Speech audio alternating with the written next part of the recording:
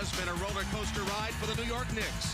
Latrell Sprewell's story, explosive on and off the court. GM Ernie Grunfeld demoted watching the playoffs from home. Coach Jeff Van Gundy's job on the line all season. Then in the conference finals, the injured Patrick Ewing had to kiss the playoffs goodbye. But against all odds, they play on. Allen Houston's buzzer beater in Game 5 ousted Pat Riley's Miami Heat.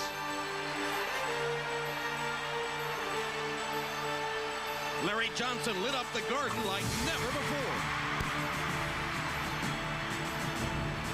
In Game 5, Larry Bird's Pacers got off to a fast start, and Reggie Miller's shooting was accurate. But it was not enough to halt the individual efforts of Allen Houston. Latrell Sprewell, Marcus Camby, and Larry Johnson. Now these improbable, indomitable Knicks are a victory away from the NBA Finals.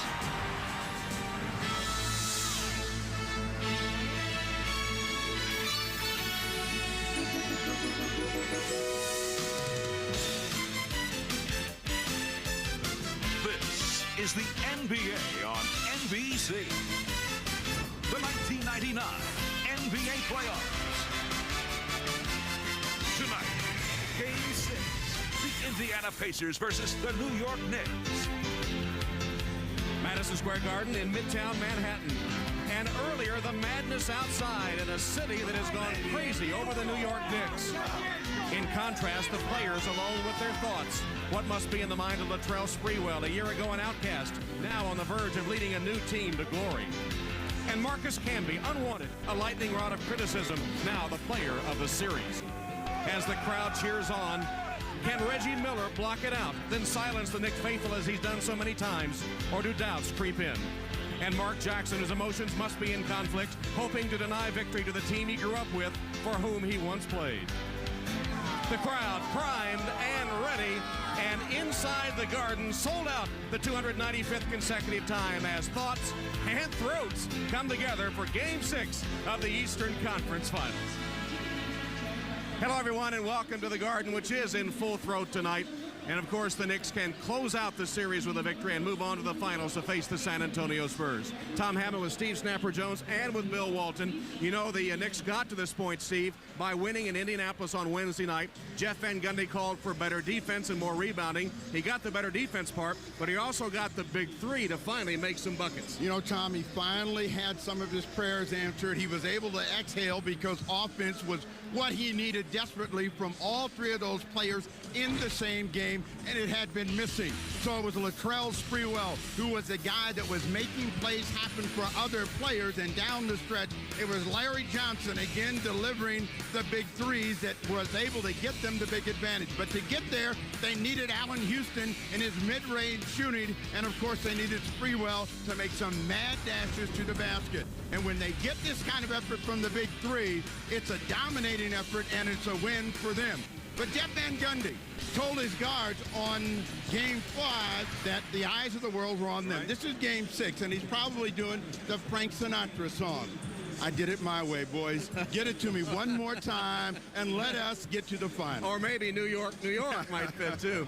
And no Grateful Dead reference this time. If he's going to evoke the spirit of Jerry Garcia, all bets are off. Bill, I was thinking back to that Wednesday game in Indianapolis, and in praise of the Pacers, I said to you, what a difference a day makes. Well, here we are again, and what a difference a day makes. Tom, the Pacers are staggering after a missed opportunity, sure to plague them for the rest of their lives. Their only redemption now is the illogic of this series, which could only point to a solid, convincing Indiana victory tonight.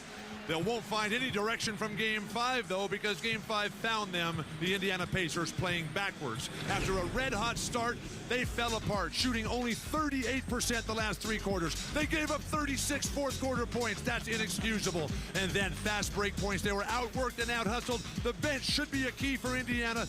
They were blasted. One positive sign, though, was Reggie Miller, who finally, at last, came alive. Reggie got lots of shots and got to the foul line. Now, the Pacers, still confident, have only played one good game.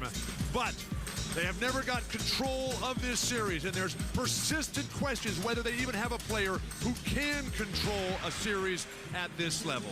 Tonight, we find out who the real players are, because in life, the last step, the final step to success is competitive greatness, about doing your best when your best is needed. We're about to find out just how long the Indiana Pacers stride is. We'll be in, Coach. Let's go. One time, do something. Some good news for Indiana. Point guard Travis Best, who's missed the last 2 games with a groin pull, is about 70% and will play tonight. And for more on the Pacers, let's go to Jim Gray. Well, thank you very much, Tom. I spoke with Larry Bird, and he is very upset with his team. He told me he understands the mistakes, and he can understand and deal with the turnovers, and he can understand and deal with the missed shots and the personal fouls. What he says he cannot understand and what's driving him crazy is the lack of effort and the lack of concentration. He says it's a total disgrace. He went on to tell me if these guys played in any other city, they'd be run out of town. If they played in Boston or New York, they'd be treated like dogs. But that's not the case, he says, because we play in Indiana. And in Indiana, it's okay to lose, and we'll come on back and try it again tomorrow. Well, it's not okay. He told his team, guys, there is no tomorrow. You've got to wake up now. You've got to get it together. He told me, if I don't get the effort that I expect tonight, these guys do not belong in the basketball business. Tom? All right, Jim, strong words from Larry Bird. Should the Pacers fulfill his expectations, there will be a Game 7 in Indianapolis on Sunday. In a moment, we'll send you to Hannah Storm in our Showtime studio. Pete Vesey has some updated news on NBA coaching changes. And right now, the Knicks are getting closer to their dream. Harder, and for 48 minutes, baby. Ain't no way they're going to stop our show. Ain't no way, no.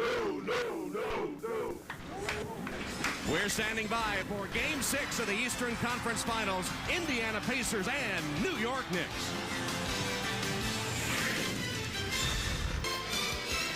That's the hot spot in Manhattan tonight, Madison Square Garden. Tom Hammond, Steve Jones, Bill Walton, Jim Gray ready for Game 6. And the Indiana Pacers facing elimination tonight, unless they can hold off the Knicks. Will go with their familiar starting 5.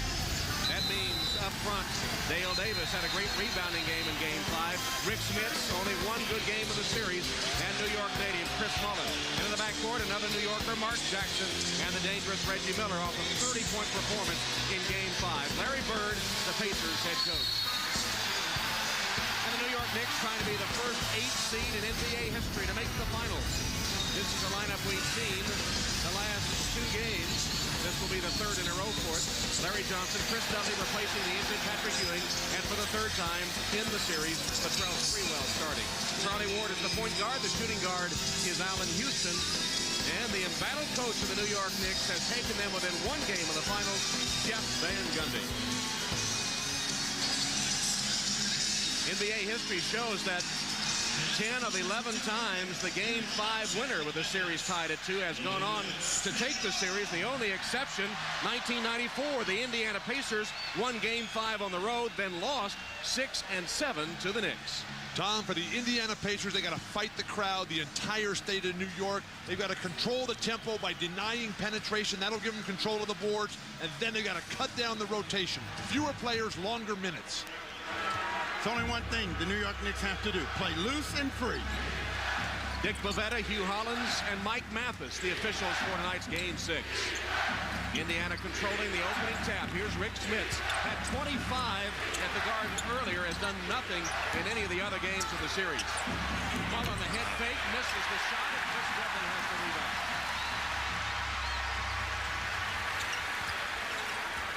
Charlie Ward surveying the Indiana defense. Dudley comes out at long range. Smits follows him just far enough out to be legal. Here's Larry Johnson.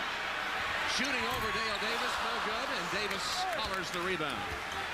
Now this crowd is ready to explode at anything that the Knicks do, but what they have to do is play quick basketball. The longer they take with the ball, the easier it is going to be for the Indiana Pacers to handle it. Double team Smith, right for Ward. Here's the New York break, 3-on-3. Ward, bad pass over the head of Larry Johnson. Are the Knicks a little tight here? Now, Jeff Van Gundy said he wanted them to play loose, be aggressive, play to win rather than to avoid losing. How do they look early? That was a clear mistake right there. Charlie Ward was the most tentative player. They had a 3-on-1, should have converted, and he turned it over. Rick Smith's a little bit tight himself. Illegal defense early. Pacers need to go to the hoop. The game they won here, game 4, they did not take a single three-point shot. You look at Rick Smith's, the first quarter of the last 3 games have just been pathetic. He's got 55 points in the series, 25 of those points in 1 game. Nice pass there, Smiths. Mark Jackson has gotten more rebounds than Smiths as Dale Davis uses his strength to pound that one home, the first basket of the game. And Mark Jackson right in the face of Charlie Ward in backcourt. If they can get Dale Davis off early, that's always their plan. They got to keep with that and keep milking him. Allen Houston bumped by Dale Davis as he comes off a Larry Johnson screen, and that'll be the first foul of the game. Your Jeff Van Gundy is telling his guys, run it, move the ball, move people a lot quicker. And what the Indiana Pacers are going to try to do is be disruptive. But if you're Dale Davis, you just can't step out there and give him that little pork chop like that. You've got a bump cutter, Steve. This is the championship right here of the conference. Now, sure, that was a foul, leaning in a little bit longer or a little bit too much, but you've got to be able to step out there and deny their cut. Sprewell had trouble catching the ball. Gives it up to Larry Johnson. Again, he's against the bigger Dale Davis. Now, this is what they don't want. They don't want the ball to stop, and it does. Top effort by Johnson. Foul Rick Smith. When Larry Johnson holds on to the ball, he just brings everything to a grinding halt in the whole universe. He's got this little spin move down here. That guard has got to realize, Reggie Miller and Mark Jackson, they have to come down and anticipate that spin move. This is a cosmic thing tonight? The whole universe? I was unaware the world revolved around Larry Johnson. But it's going to revolve around the guy who steps up tonight. Rick Smith still in foul trouble. With more fouls than rebounds, fewer rebounds than your own point guard. Ouch.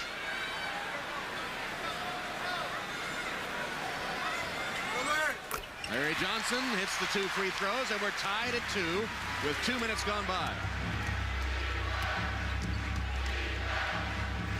Jackson has been very effective posting Charlie Ward at times in the series. Gives it up to Miller. As always, guarded by Allen Houston. Has done a terrific job on him. Smiths. Rick Smiths, baseline jumper. It looks like Indiana is intent on going to Smiths here early. Well, they are. They want to get them going, but what they're doing is spacing things further out, which makes them a lot easier to defend. The mindset for Rick Smith, though, has to be hate the opposition and think about making shots. Sprewell misses with the left hand. Dudley kept it alive. Sprewell still can't score. Smith hauls it down for Indiana. Charlie Ward is gambling off of Mark Jackson. They can make him pay. Sprewell, who has made a reputation as a gambler on defense, comes over the back of Dale Davis for his first foul. That ball was sitting out there like a big lollipop, and he had all the temptation in the world. He went for it, went right through Dale Davis in a mismatch, got caught. Beautiful set play here. And Smiths converts on the jump hook after the good pass from Reggie Miller. Smiths with 4, and Indiana has a 6-2 lead. Getting Rick Smiths off early really helps Dale Davis get to the offensive glass and get into a rhythm of his own. The defense of Indiana is much better here at the start of the ball game than it's been in any other, and they've had minutes working against the clock. Larry Johnson at 4. Back rim. Davis gives it up to Jackson. Larry Johnson's dribbling too much. They need penetration and dish. That was the key to their perfect finish in game 5, the Knicks. Jackson to Smith. Missed that one. And Charlie Ward is going to be called for a rebounding foul as Patrick Ewing sees his opposite number, Rick Smiths, get off the mark early. Well, there's one thing that Patrick Ewing knows is his guy, Charlie Ward, cannot get away with anything. Pinning Mark Jackson underneath the hoop. Had him locked up. The foul goes against him. Indiana gets a new 24. Come right back to Smiths. Dump it down. Punish him and control tempo. Smiths has hit 2 of his first 3 shots. Miller misses a 3. Here comes Ward for New York. Indiana's back on defense, though. Fast break points have been heavily in favor of the Knicks throughout the series. Why does Charlie Ward dribble to the sideline on a delayed break? It was a very nervous first 4 minutes for the New York Knicks, and Charlie Ward turns it over. Reggie Miller with a run out. Charlie Ward turnover, converted to a Pacer basket, and Indiana's up 6. The New York Knicks 0 for 4 and 2 turnovers to start the game. Timeout, New York. Charlie Ward in the middle, and you can tell that he's tentative and he's nervous, and that results in something Reggie Miller rarely does. 2 hands over the top. He can dunk, I guess. Indiana with the early lead on New York. Reggie Miller getting a slam off Charlie Ward turnover. When these teams met in the '94 playoffs, the series was tied at 2 games when Reggie Miller scored 25 fourth-quarter points to lead Indiana to a Game 5 victory here in New York. But the Knicks won Game 6 at Indiana, then Game 7 back at the Garden to advance to the NBA Finals against Houston. Tom, he wasn't calling out Latrell Sprewell there, was he? Cruel, Bill. Well, it must have been Spike Lee he was coming after that day. Now, Reggie has had some tremendous ball games here. That layup and that cheap one might get him started. Houston had some pretty good defense going against them prior to that effort. Beautiful. Charlie Ward with a pass. Sprewell the finish. New York's first field goal. If you're Chris Mullin, you can never get backdoor. You got to keep a hand on the hip, make him receive, stepping away. You're giving up too much athletically anyway. Jackson for 3. Mark Jackson nails a 3. Good ball movement. Mullin the pass. Jackson's first bucket. The Indiana lead is 7. You know what I've noticed about these Knicks? They don't like to play unless they're behind. So they got to dig themselves in a hole here, let the Pacers get going, and then try to figure out a way to rally. But the crowd is so ready. But they have to sit down because the Knicks are doing nothing. Ward with a dish, but no finish. He got it back, Charlie Ward did. Here's Sprewell. Sprewell's not a three-point shooter. His perimeter jumper's not really going down. The Knicks need him to get to the line, get to the hoop, and consequently the free throw line. Before Game 5, both Sprewell and Houston were shooting in the low 30% range from the floor. They both shot above 40 in Game 5. Here's a traveling call by Rick Smits. Well, let's remember this about Latrell Sprewell. He's streaky. You don't know what shot, you don't know what move is going to get him going. It could be a three-point shot. It could be the worst shot he takes of the evening, and suddenly he explodes. So you can't exactly categorize what Sprewell is or what he's going to do. But the Knicks are walking, Steve. That's not their game. Johnson for 3. Mullin has the ball and gives it up to Mark Jackson. Both teams have forgotten what got them victories and control of the game. Ball movement, player movement, one shot and one pass and a shot won't get it done for either team. Larry Johnson. Johnson, a hand in the back, commits the foul. That's his first. Steve, that three-point shot that Larry Johnson took, they can get that anytime they want. What, you dribble to the sideline and throw it back out to half court and shoot a 3? You got to get something going to the hoop. That has become the Knicks' trademark style. That's the advantage they have over Indiana, is that speed and quickness. Smits, double team momentarily, goes to the left hand, rolls off Dudley to Ward. Smits has a better offensive mentality than the two. Tell me his feet are feeling a lot better, too. Ward to Dudley, rejected by Dale Davis. Davis sent it right back in his face.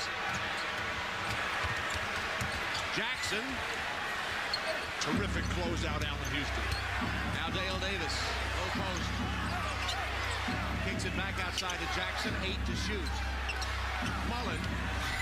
Nearly made that impossible shot, but then fouls Chris Dudley. Chris loves to get a little creative here. This is his hometown. Oh, creative, is it? Here is Kurt Thomas making his first appearance in the New York lineup as Chris Dudley goes to the bench.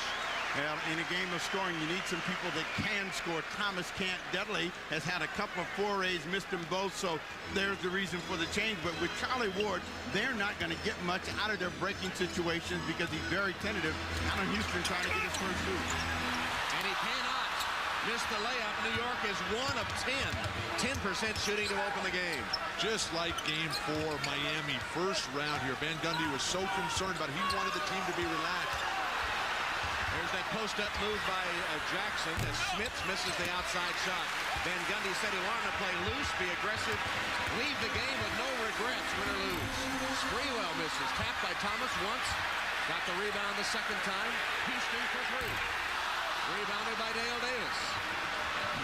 They cannot buy one. Under 10% shooting. What have the Knicks been thinking about for the last 48 hours?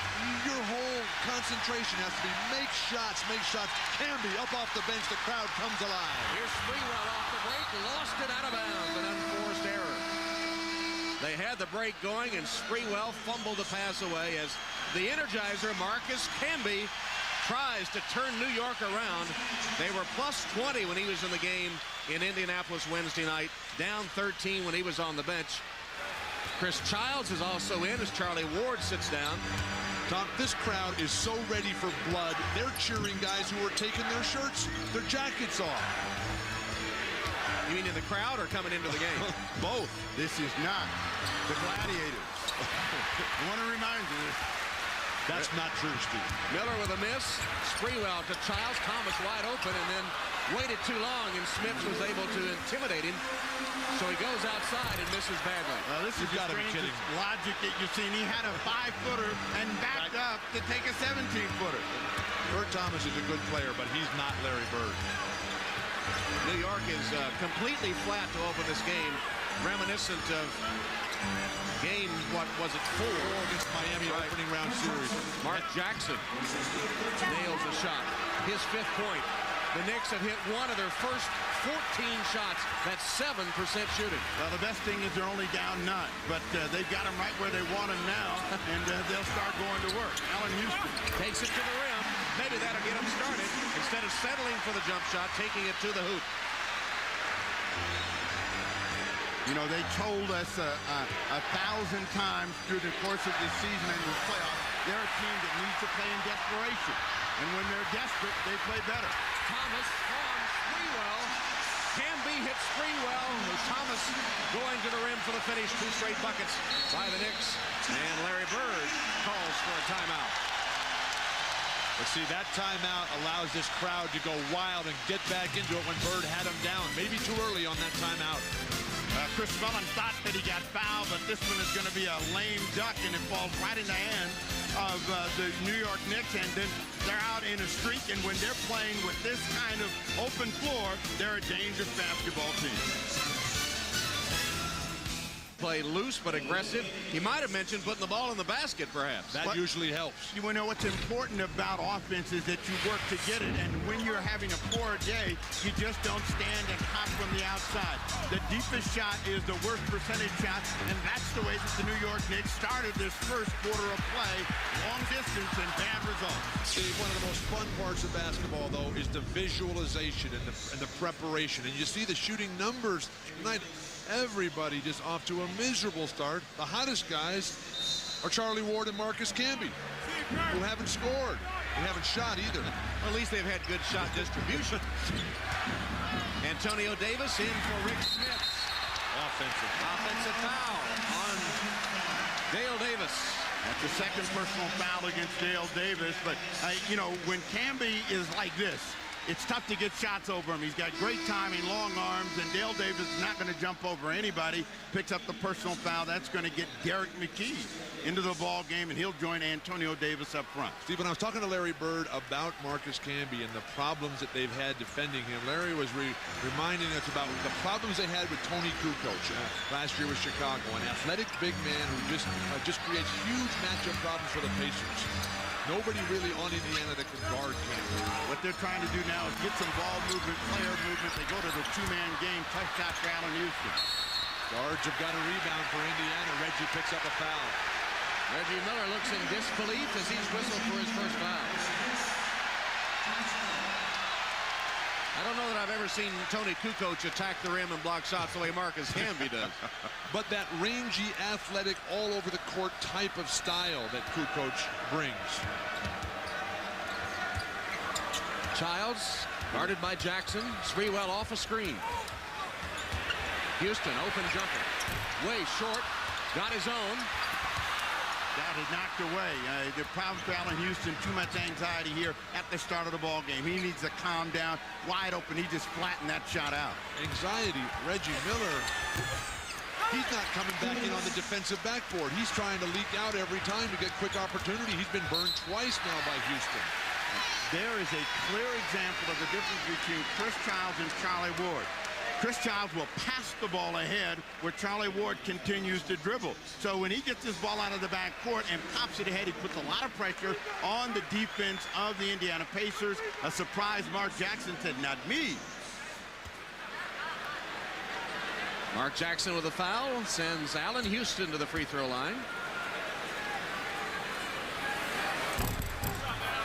While watching the game, log on to NBA.com for expert analysis, head-to-head stats, live sortable shot charts, in-game video highlights, and a chance to listen in to the complete post-game press conferences. And on Monday, June 14th at 2 Eastern, former Pistons guard Joe Dumars will participate in a live chat with fans, all at NBA.com.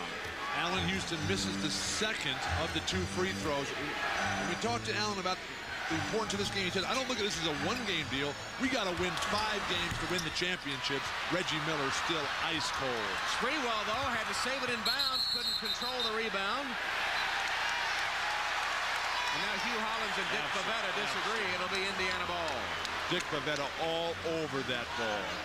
Well, Childs is going to try to come in here and make a save after Sprewell mistimed his leap, got himself out of control, and the ball was clearly off of Childs. A mistake by Pavetta, but he corrected it, and Indiana gets it back. But you can tell by Allen Houston shooting that he is very tight here at the outset of this ball game. The marquee players struggling. Reggie Miller 1 of 5, Sprewell 1 of 5, Houston 1 of 5. Jalen Rose just checks into the game. Sprewell has him. Canby with a help rejected. Antonio Davis tapped in by McKee. Derek McKee in the right place at the right time for his first bucket. The bench for Indiana was so badly outplayed. Canby still having a huge impact, but if Antonio Davis, Jalen, and Derek McKee can do something tonight, the Pacers have a chance. Now remember game 3 when both teams started shooting so poorly, and then from the second quarter on they really souped up and got going. This game is a lot like that, and both teams are struggling. As you take a look at the all-time low for playoff points. Childs with 54 seconds gives it up to Sprewell. Can't score. Got his own rebound and puts it down. That first ball was blocked by Antonio Davis. If the Pacers can't even get the ball in bounds, how would they expect to win? Jalen Rose, who's played a variety of positions for the Pacers, gets it to Miller. Ball fake, shot no good. And a loose ball foul on New York. Kurt Thomas. The Knicks are not controlling their own defensive backboard. Latrell Sprewell off the blown inbounds play. The first block rejected there by Antonio Davis, but Spree stays with it, persistent. 33 seconds to go. The Knicks need good defense. They'll get one more possession, and let's see if they can keep the Indiana Pacers out on the perimeter. Play the clock all the way down. Put pressure on New York's defense. Here's Derek McKee. Canby got him on the arm. What Canby should realize in guarding someone like Derek McKee, he's longer. He doesn't have to gamble and reach for the ball. He has him under control and can't resist the temptation.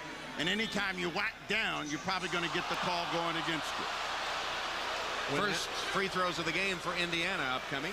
When asking Larry Bird about cutting down his rotation, which a lot of people have suggested to him, he said, "Hey, I'll play guys who earn good minutes."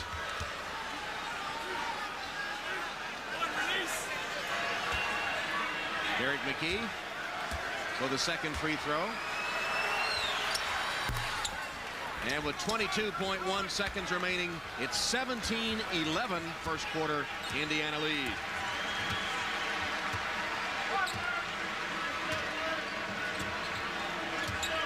And they put the ball in Houston's hand, and he's got to be attacking the defense of Reggie Miller. Don't hold the ball. Find a way to get in deep.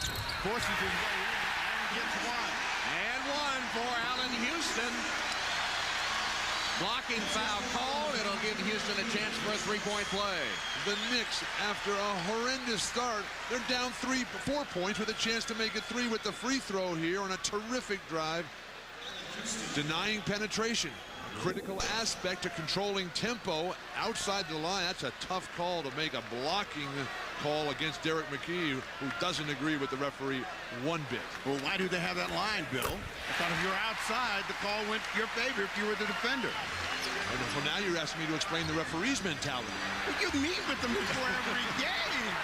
Sprewell from midcourt nearly hit it as the first quarter comes to a close.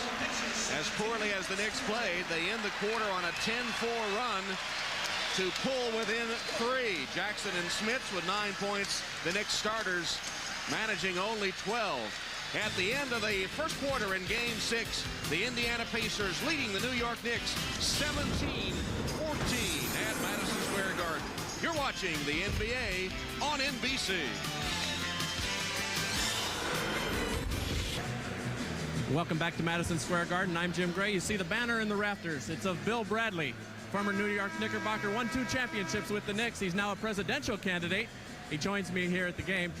Bill, do you think back to 1973 in those days, and does it feel like the same atmosphere here at Madison Square Garden? You can't come in here in this kind of game and not have the chills go up and down your spine and remember those days when you were playing for the big one. Let me ask you about one of your trusted campaign aides, Phil Jackson.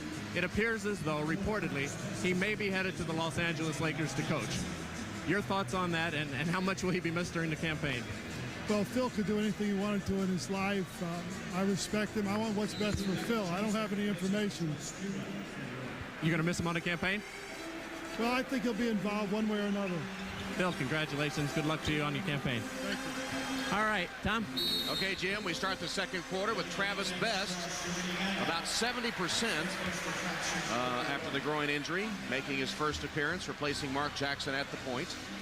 And a lackluster start to this game, almost like 2 heavyweight boxers feeling each other out in the early rounds. New York shot 5 of 23 in the first quarter, 22%.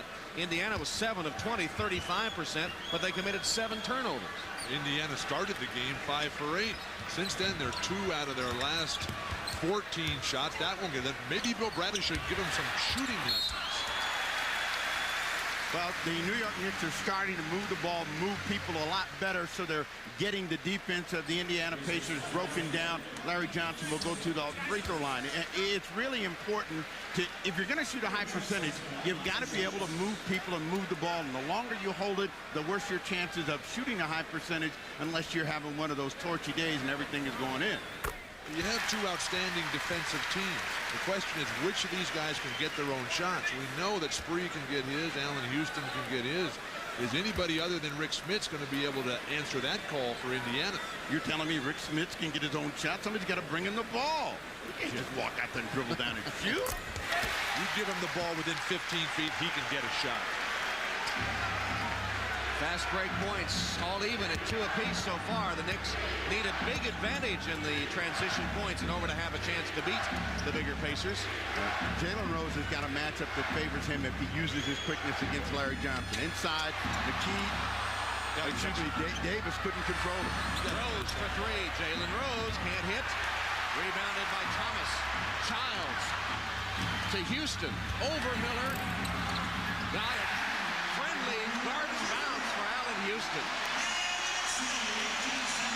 First lead for the New York Knicks after shooting 22% in the opening quarter. They lead by 1. Bird keeps going deeper and deeper into that bench.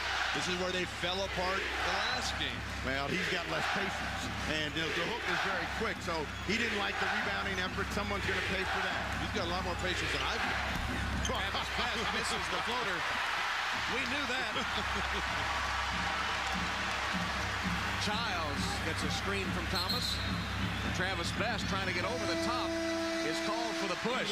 Needless foul there by Travis Best.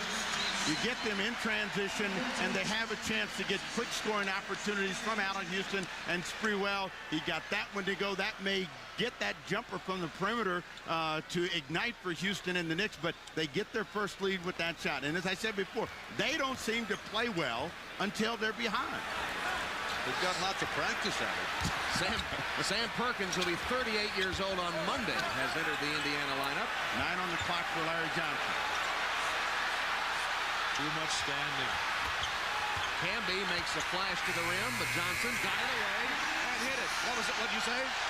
Great shot. Perfect execution, just as Van Gundy drew it up. You know, Marcus Camby hasn't scored and has just 1 rebound, but does he ever bring energy? New York is now 16-6 since Camby entered the game. I don't think it's just coincidence. Absolutely not. And Larry Johnson draws a great offensive foul here on Derek McKee. What Larry Johnson was doing, knowing he could get a shot, was holding, but he got the finish. That was the best part of that play. And when you're making shots, everything looks good. And for Larry Johnson and the New York Knicks, they're back and the Garden is alive. And Derek McKee just picks up his 3rd foul. The clock is ticking on this Garden crowd. New York on a 9-0 run. A perfect day in the boroughs of New York City today, and everywhere you went, everyone talked about the New York Knicks and Marcus Camby, who's been the player of the series. The wonderful thing about Marcus Camby is he is still feeling his way, and suddenly he has found a way to be a dominant factor here in the conference finals. And in the last 3 ball games, it's double-doubles, high numbers in both categories, 18, 21 points, 13, 14 rebounds. He has really had an impact on the mindset of the Indiana Pacers. The intangibles, when you can bring something like tipping loose balls, controlling the flow of the game, that's just a remarkable contribution to your team. Very few players can do that without putting offensive numbers on the board. Larry Johnson cut off by Antonio Davis. Promptly hits the fall away. Now, after a brutal shooting first quarter, the Knicks are starting to get everything done. And the crowd is surging right now, Tom. This is Larry Bird's worst nightmare. Going with the subs here. Terrible pass, Antonio. Not earning those minutes the way Larry wants him to. Travis Best with a kick. New York will get it with a fresh 24. This is the kind of game that Larry Bird loved, but this is not the kind of game that the Pacers are handling very well. And all the energy that they're expending is very negative and anxiety-ridden. You're rolling your arm. That's traveling. He changed his pivot foot 3 times on the entire move. If they're going to allow that, nobody. Bill Russell couldn't stop that. Well, they got a traveling call right there. But you just said to me, how are you going to explain the officials? And then you make your own call. Travis Best gets hit in the head. To me, it's a big gamble that Larry Bird's even going with Travis Best. There was no practice yesterday. Larry Bird is going with Travis Best's word that he's okay. He hasn't done anything in practice to show that he's got game right now, coming back from that tough groin injury. Well, they're looking for anything at the moment, though. Indiana 9 turnovers and just 7 field goals. Illegal defense called against the Knicks. And that's the second one, so a technical foul. Everybody's trying to get up there to shoot this free throw. Chris Mullin from the New York City area definitely wants to put on a show for his friends and family. Is this perhaps the last game for Travis Best and the Indiana Pacers this season? It's now or never. Whether he's 10% or 100%, he's got to try to give them something. Yeah, but Steve, the Pacers have fallen behind when they've gone to this second unit. And a terrible pass by Sam. And now they've lost all momentum. The crowd is about to surge and storm the court here. Now they're going to bring the starters back in. They're going to storm the court now? 9 turnovers, 2 field goals by Indiana the last 10 minutes. They're trying to use that pick and roll action with Captain so many shots in the fourth quarter, and it gets one for Kurt Thomas right there. Maybe the Pacers could take a lesson in patience for the Knicks, because the Knicks began the first quarter with abysmal shooting and now have worked their way out of it. How about Kurt Thomas, though? What a turnaround for him. 4 points and 6 rebounds off the bench. And no foul. One foul. Kurt Thomas knocks the ball out of bounds. Indiana retains as Dick Pavetta discusses it with Kurt Thomas. Now, Larry Johnson jumped right in there. He wanted to make sure that Kurt Thomas, after this field goal, did not end up giving his team a technical. So he got in there and got some separation. Antonio Davis, nice move on the inbound play. Worked his way free for the slam, Antonio. Steve, how can you get backdoored by Antonio Davis on a baseline out-of-bounds play for a dunk? Closed his eyes. He went to sleep. Wake up. You said it. Wake up to find out that you are the eyes of the world. Isn't that what you said the other day? That's right. That worked for the Knicks, too. Jalen Rose with a foul of Allen Houston. Raised his arms and say, hey, what am I supposed to do? Well, you're going to look at the inbound play, and everybody in the Knicks went to sleep. No pressure on the ball, and the best thing you can do is cut to the basket. Big finish for Antonio Davis. They must have been denying Antonio's three-point shot.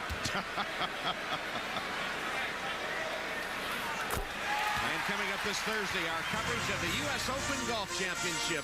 America's championship begins from famed Pinehurst in North Carolina. Featured in our Thursday broadcast, Greg Norman, Davis Love III, Justin Leonard, Lee Jansen, Mark O'Meara, and Corey Pavin. The U.S. Open, golf's greatest championship. 4 days of coverage beginning this Thursday, 3 Eastern here on NBC. The only one that has 4 days of over-the-air broadcast coverage. You want to take that little TV into work, you have no problem watching the U.S. Open. Corey Pavin from UCLA. I knew we got it in early today. We didn't have to wait till the fourth quarter. That gives them an edge in winning that tournament. Travis Best, nice individual effort, popped for his first score. And, you know, growing problem or not, they need that kind of offensive energy from Travis Best. Kurt Thomas against Mullen. Mullen held his ground, then took the rebound. 4 rebounds for Chris Mullen. Pick and roll, Rose, back to Antonio Davis. Took a big giant step to the hoop and put it through. The second unit, Bill, that you've been beaten up so much is starting to get a little resolve and having some good things happening. Jeff Van Gundy wants a timeout.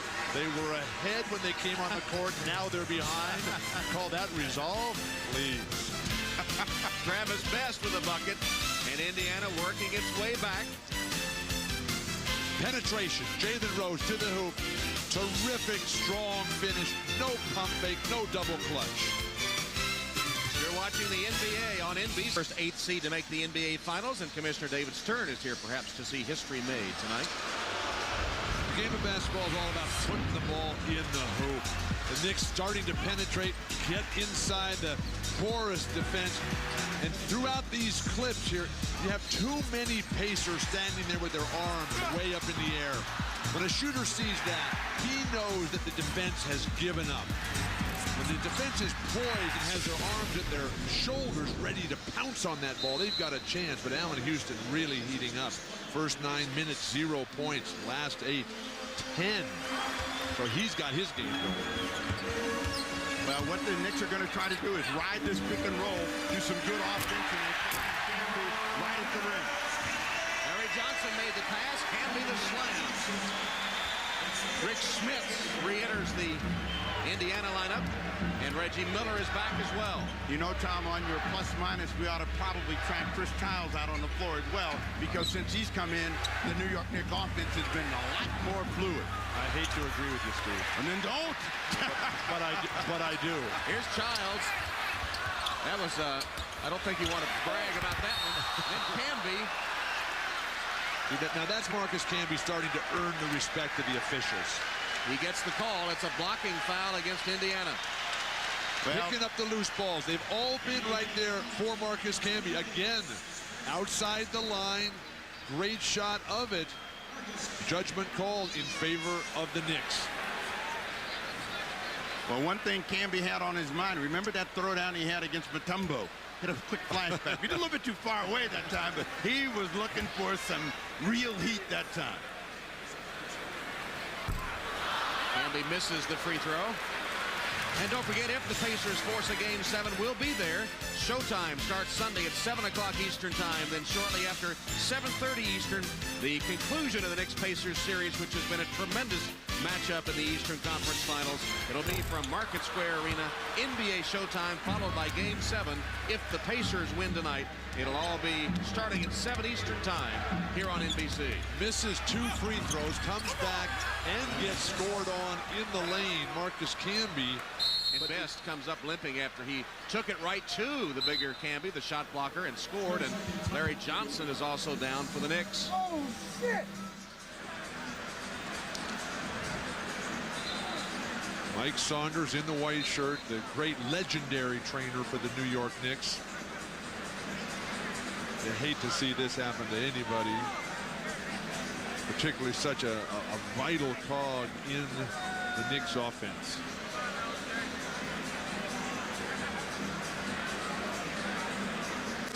Patrick Ewing knows the pain. We get a look, and we'll watch for Larry Johnson. Fell against his leg.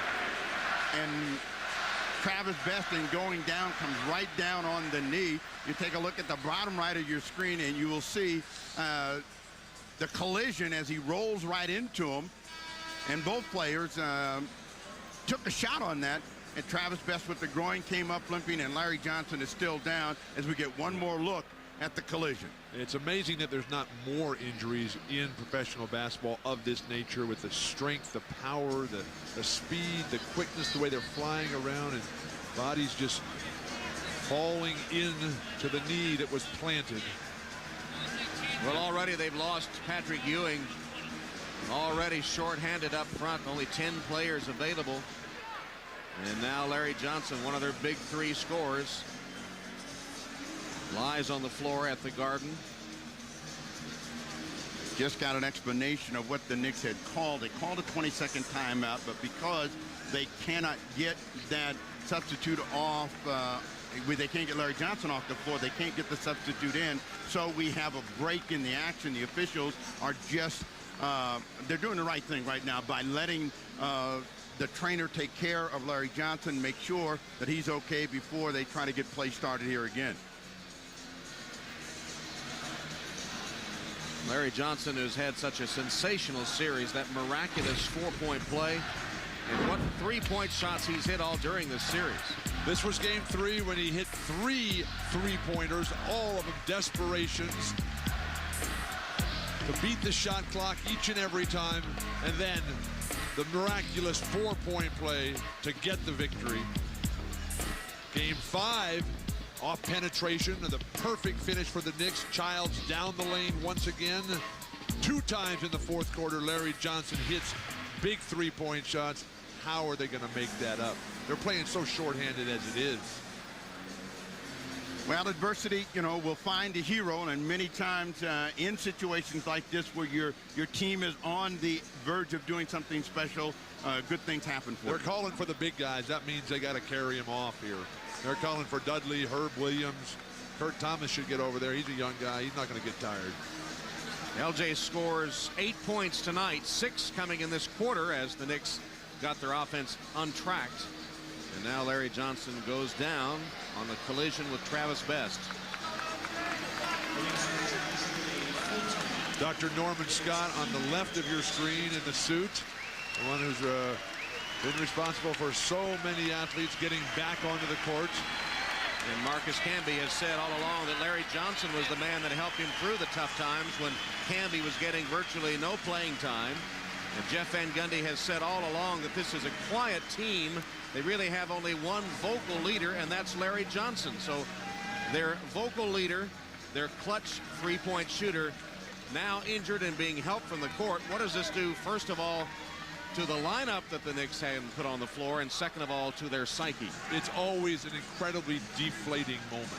And the first thing you want to do when somebody gets injured, if you're one of the key guys, is you got to just get away from it. Just don't even think about it, because it can happen to anybody at any time. You got to go to the other end of the court and start thinking about your game. Spree, Camby, Allen Houston. Hey, more shots for me, more aggressiveness. It's my game. There's nothing anybody can do to stop me, and I cannot think about the problems, severe as they may seem for Larry Johnson right now.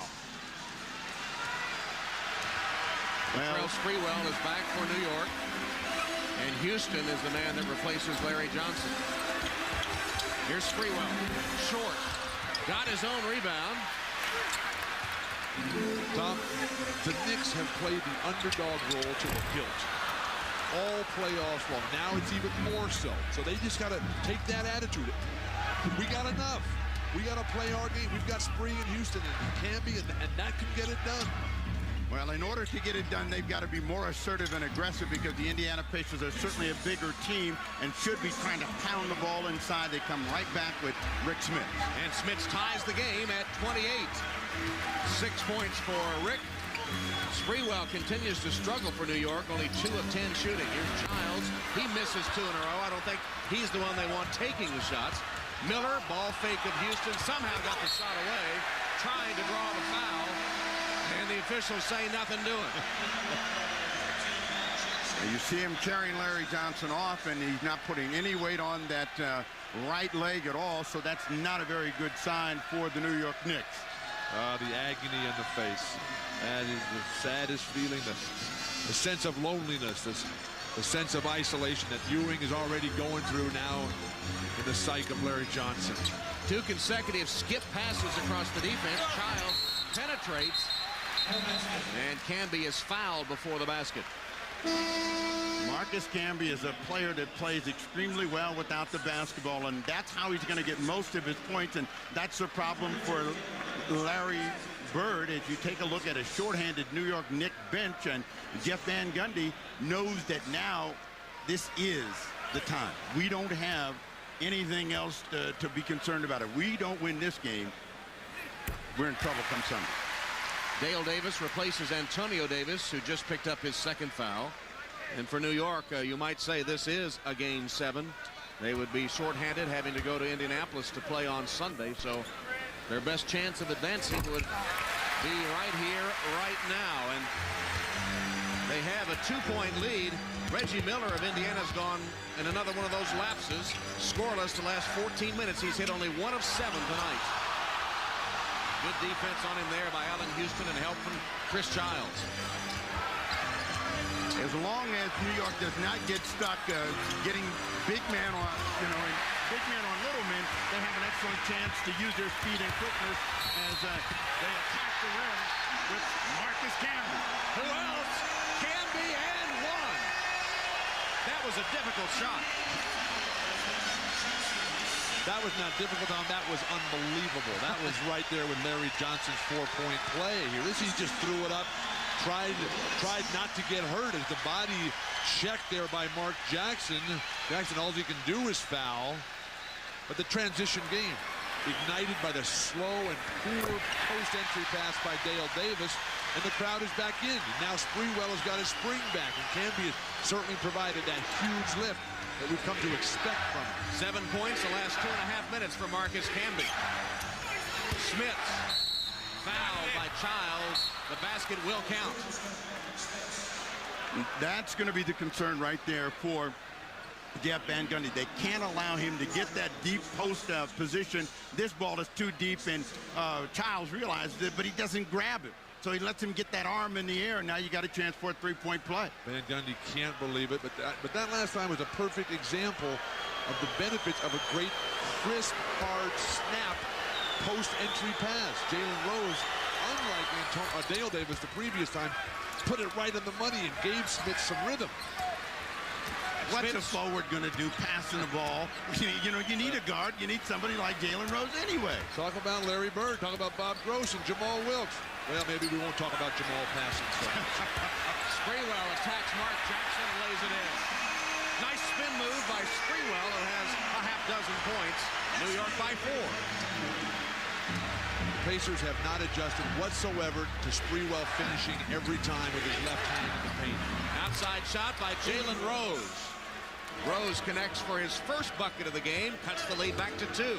Rose quiet in Game 5 after having a tremendous game where he had 19 points in Game 4. They need that kind of activity from him. Childs and Sprewell, 2-man game. Sprewell for 3. Continues to shoot poorly, 3 of 12. Spree doesn't have three-point range. His shot basically goes out to about 18 feet, and then his ability to get to the free throw line, that's the real strength of his game. Reggie Miller has also struggled with his shot. Backs up for a 3. Short. Smits kept it alive until Camby put 2 strong hands around it. Reggie's 1 of 8. Childs hits Camby. Missed that one. Jackson has it for Indiana. Thomas was frozen watching. You got to keep moving. You're playing with somebody who's hot. Never stop. Miller. That one won't go down. Tap twice.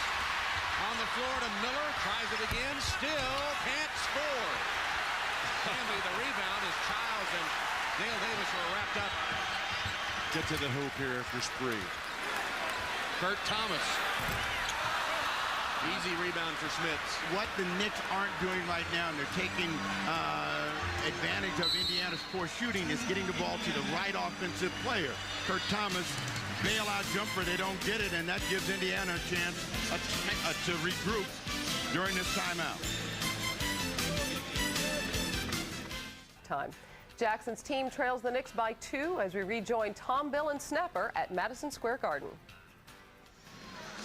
Thank you, Hannah. There is Mark Jackson. We'll be hearing from him at halftime. A quality person, New York native, so many ties to the Knicks. On his shoes, he gave a tribute to his dad, Harry. Thanks, Dad.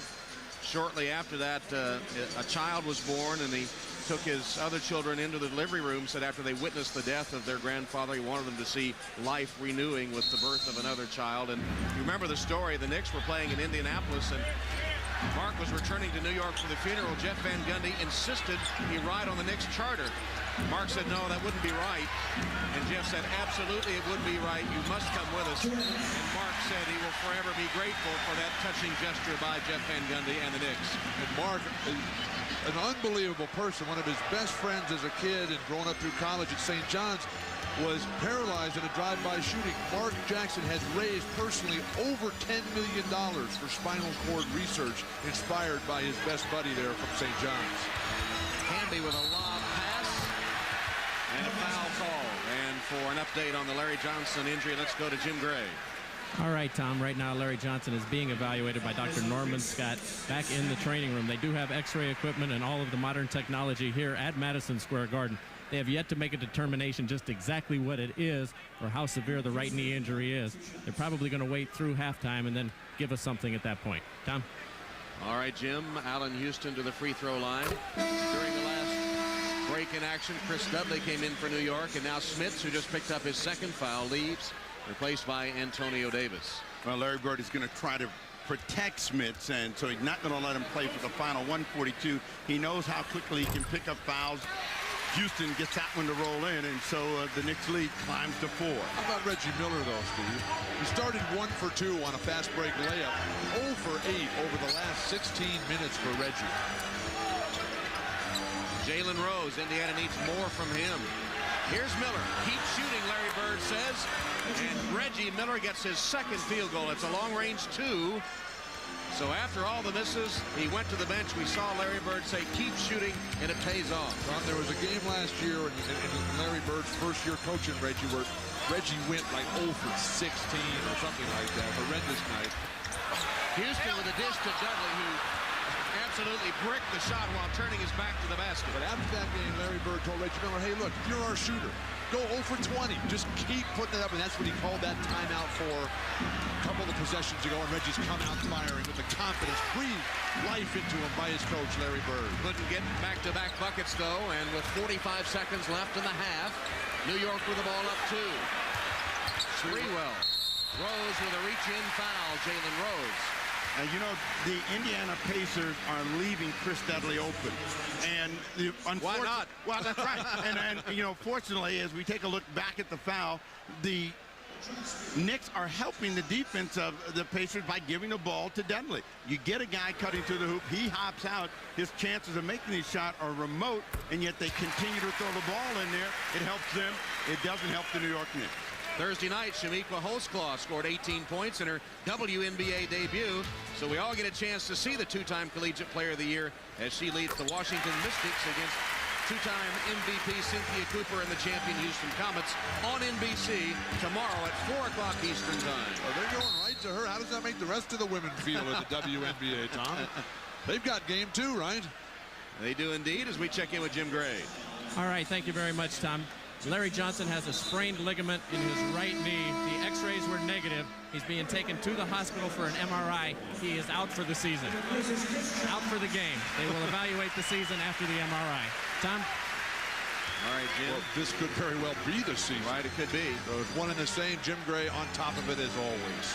Charlie Ward back in the ball game. Chris Childs out for the final 27 seconds of this first half. Jackson posting up Charlie Ward, who gets rid of it to Rose. Attacking Sprewell. Hamby's there to help. And it was saved inbounds. The Knicks get the ball to Allen Houston to work for the final shot as they did, and the crowd comes to their feet. Houston got it. That is exactly what New York needed. Get the crowd going wild into halftime with a 6-point lead. Go! No! It rimmed out. From midcourt, Mark Jackson had it, and it just rimmed out as as the buzzer sounds. Allen Houston just taking over. Spree had been getting it done on his own way. Now Allen Houston says, we got a two-man attack here. It's okay that Larry Johnson's gone. We've got enough to win this game. This is the one we have to win. And you see Mark Jackson with that Hail Mary that touches all four corners of the rim, but doesn't stay. And since the LJ injury, the New York Knicks regroup. They've outscored Indiana 13-9 in that time. Now stay tuned for the Prudential Halftime Report coming up after these messages. The NBA on NBC. Game 6 at Madison Square Garden with the Knicks leading the Pacers 41-35. Reggie Miller has just 4 points on 2 for 12 shooting.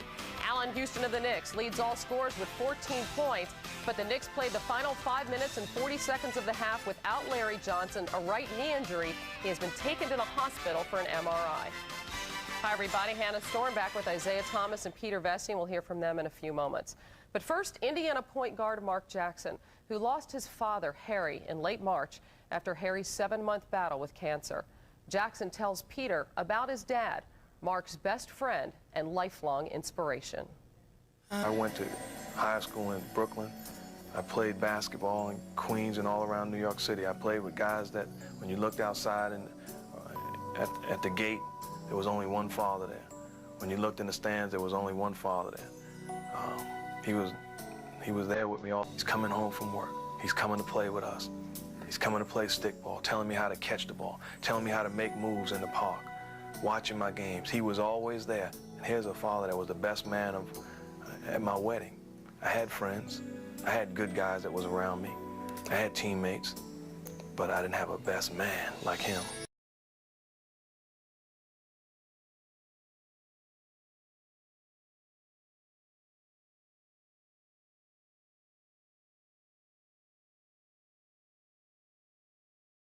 The last 7 months of his life, he realized the joy and how precious it was and how easy it was to say, I love you. So we'd sit in the hospital room and simply look at each other and say, man, I love you. And he realized, say, man, do you realize how easy it is? And the sermons and the teaching that I got just in those 7 months was unbelievable, because I saw a man that in the face of trials and tribulations, with his back against the wall, was still teaching, was still speaking, was still an example, no matter what. Even when he was in the coma, I would talk in his ear, and the doctor said that he can understand some things, but he couldn't talk and he couldn't open his eyes. But you could see his face swelling up. It was almost as if to say, you know, it's all right. And I can hear him saying, even when he was sick, he'd say, don't worry about me, I'm all right. How you doing? You know, why aren't you playing in the fourth quarter? You know, things like that. He was still, you know, here I am calling him up, worrying about, I'm calling after the game, and he says, they got to play you in the fourth quarter. Mark Jackson, dad written on his sneakers. Father passed away yesterday. The reason why I played when he died was because I know what he would want. I know he would say, you know, there's nothing you can do right now. You almost came home.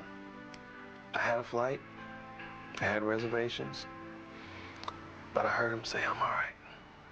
There's nothing you can do right now. You make a big difference. The impact that you could have is shown. That is all right.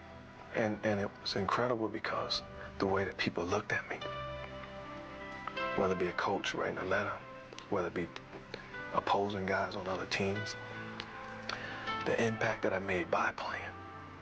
I knew my father was all right, but I heard him say it. I was on my way out the door. And the greatest thing was my teammates, one by one, calling, just out the blue. Jack, you all right? I'm all right. I'm coming up. No, I'm all right. 2 minutes later, knock on the door. 5, 6, 7 guys come up there, just talking with me, sharing with me.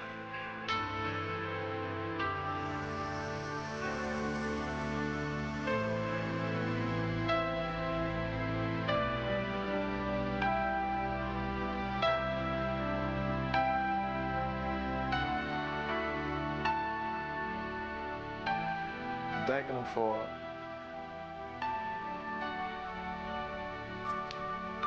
the example.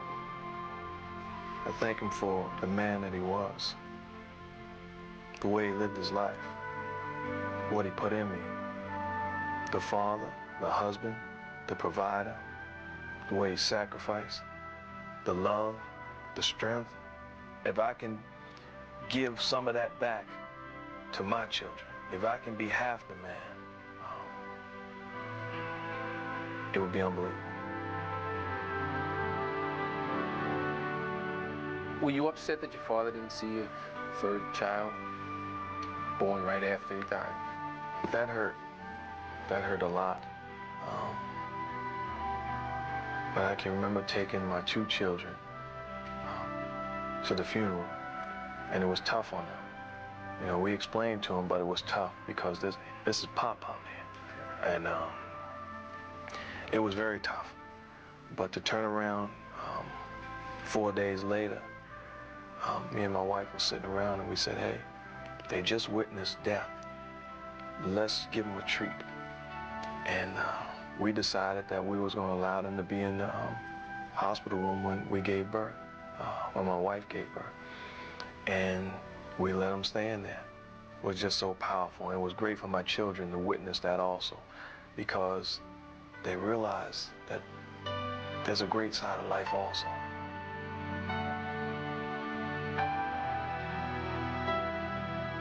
The thing I learned too is that so many men and so many kids think it's something wrong with crying, you know. Somebody may have cried and wiped their tears off real fast because they was ashamed. These tears I have are tears of joy. There's no shame in it. I'm an all man, and there's no shame in crying and saying I love them to death.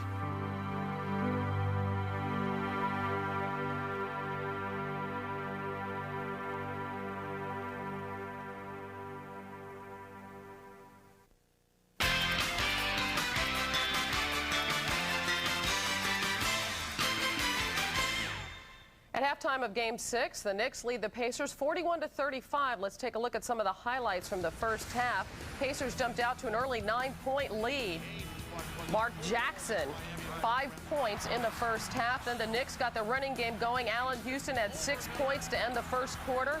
And then Houston, behind the back to Kurt Thomas, gave the Knicks a 6-point lead. They lead it now 41-35. And take a look in the left of the lane after Travis Best releases the ball. He collides with Larry Johnson. Johnson suffering a right knee injury with 5:40 left to play in the half. He has been taken to the hospital for an MRI. So the Knicks, who are already without the injured Patrick Ewing, Isaiah, now without Larry Johnson, at least for the second half of this game. How does it affect the second half? Hannah, this is a devastating blow for the New York Knicks because you lose your 2 best post-up players in this series in Patrick Ewing and Larry Johnson. However, you may discover now that Marcus Camby is a great post-up player because now you can go to Camby in the post. Remember, Larry Johnson also was their go-to guy, made some big shots down the stretch. In Game 2 and Game 1, he hit the 4-point play. Also in Game 5, he hit the 2 big 3-pointers. So they're going to miss LJ's presence down the stretch.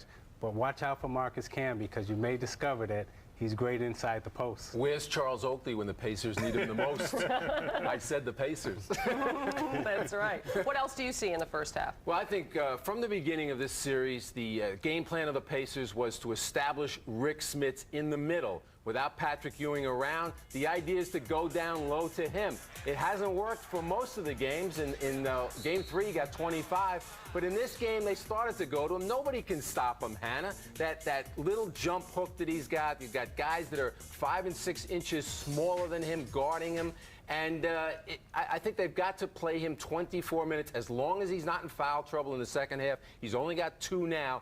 Keep him involved and make the Knicks guard him, get those guys into foul trouble. Pacers also have to take care of the basketball. 11 turnovers in that first half. Meanwhile, this bit of NBA news today, as expected, Orlando Magic point guard Penny Hardaway exercised an option in his contract that will make him a free agent on July 1st. Meanwhile, the Knicks are 24 minutes away from an improbable trip to the NBA Finals, but they may have to do it without Larry Johnson. They lead the Pacers by 6. We'll send you back to the Garden for the second half after these messages from your local station. This has been the Prudential Halftime Report, brought to you by Prudential. Prudential, a leader in insurance, investments, real estate, and financial services. See why Prudential is today's rock-solid choice for your financial needs. Despite shooting only 33% in the first half, the New York Knicks trying to close out the series, lead the Indiana Pacers at halftime, 41-35. But the big moment in this first half, inside the spotlighted circle, Larry Johnson. Travis Best falls against his right knee. There you see it again. The preliminary report is a sprained ligament in that right knee. He was helped from the court, helped back to the locker room, wheeled in the wheelchair to the ambulance, being taken for a precautionary MRI. But Larry Johnson obviously out for the rest of the game and perhaps for the rest of the playoffs. They await further word on that. But no question that's taken some of the crowd away. I don't know how many people stopped by here at halftime wanting to know about LJ, and it leaves them with only, what, 9 players available. But, Tom, the Knicks have to absolutely forget about it. There's nothing LJ can do anymore. If you're in that situation, you got to figure, hey, it's my game. I don't care about the rest of the guys. Whoever we have out there, just keep playing, keep running, find that hot hand, and milk them. So you suddenly turn to the Knicks, huh? Just doing that Jerry Garcia thing again, huh? No place to go, just hang around, right? If you start evoking Jerry Garcia, Steve, that worked for you in Game 5. It seems to be working again. Because pretty soon he's going to be switching teams every quarter. Well, you know, what the Pacers have to do very quickly, though, is forget that Larry Johnson is not there and play their game. In fact, New York outscored Indiana 13-9 after LJ left the game with that injury. We're getting ready for the third quarter. New York bidding to close the series. Indiana trying to stay alive for a Game 7. 41-35 at half. Welcome back to New York in Madison Square Garden, where just a few moments ago, Jim Gray talked with Jeff Van Gundy. All right, thank you, Tom. Larry Johnson has been taken to the hospital for a cautionary MRI. The team doctors now say that they are slightly optimistic that he might be able to play once again this season. Jeff, the mood in the locker room, and do you now feel like this is Game 7 with the loss of Larry? Well, we just have to play well.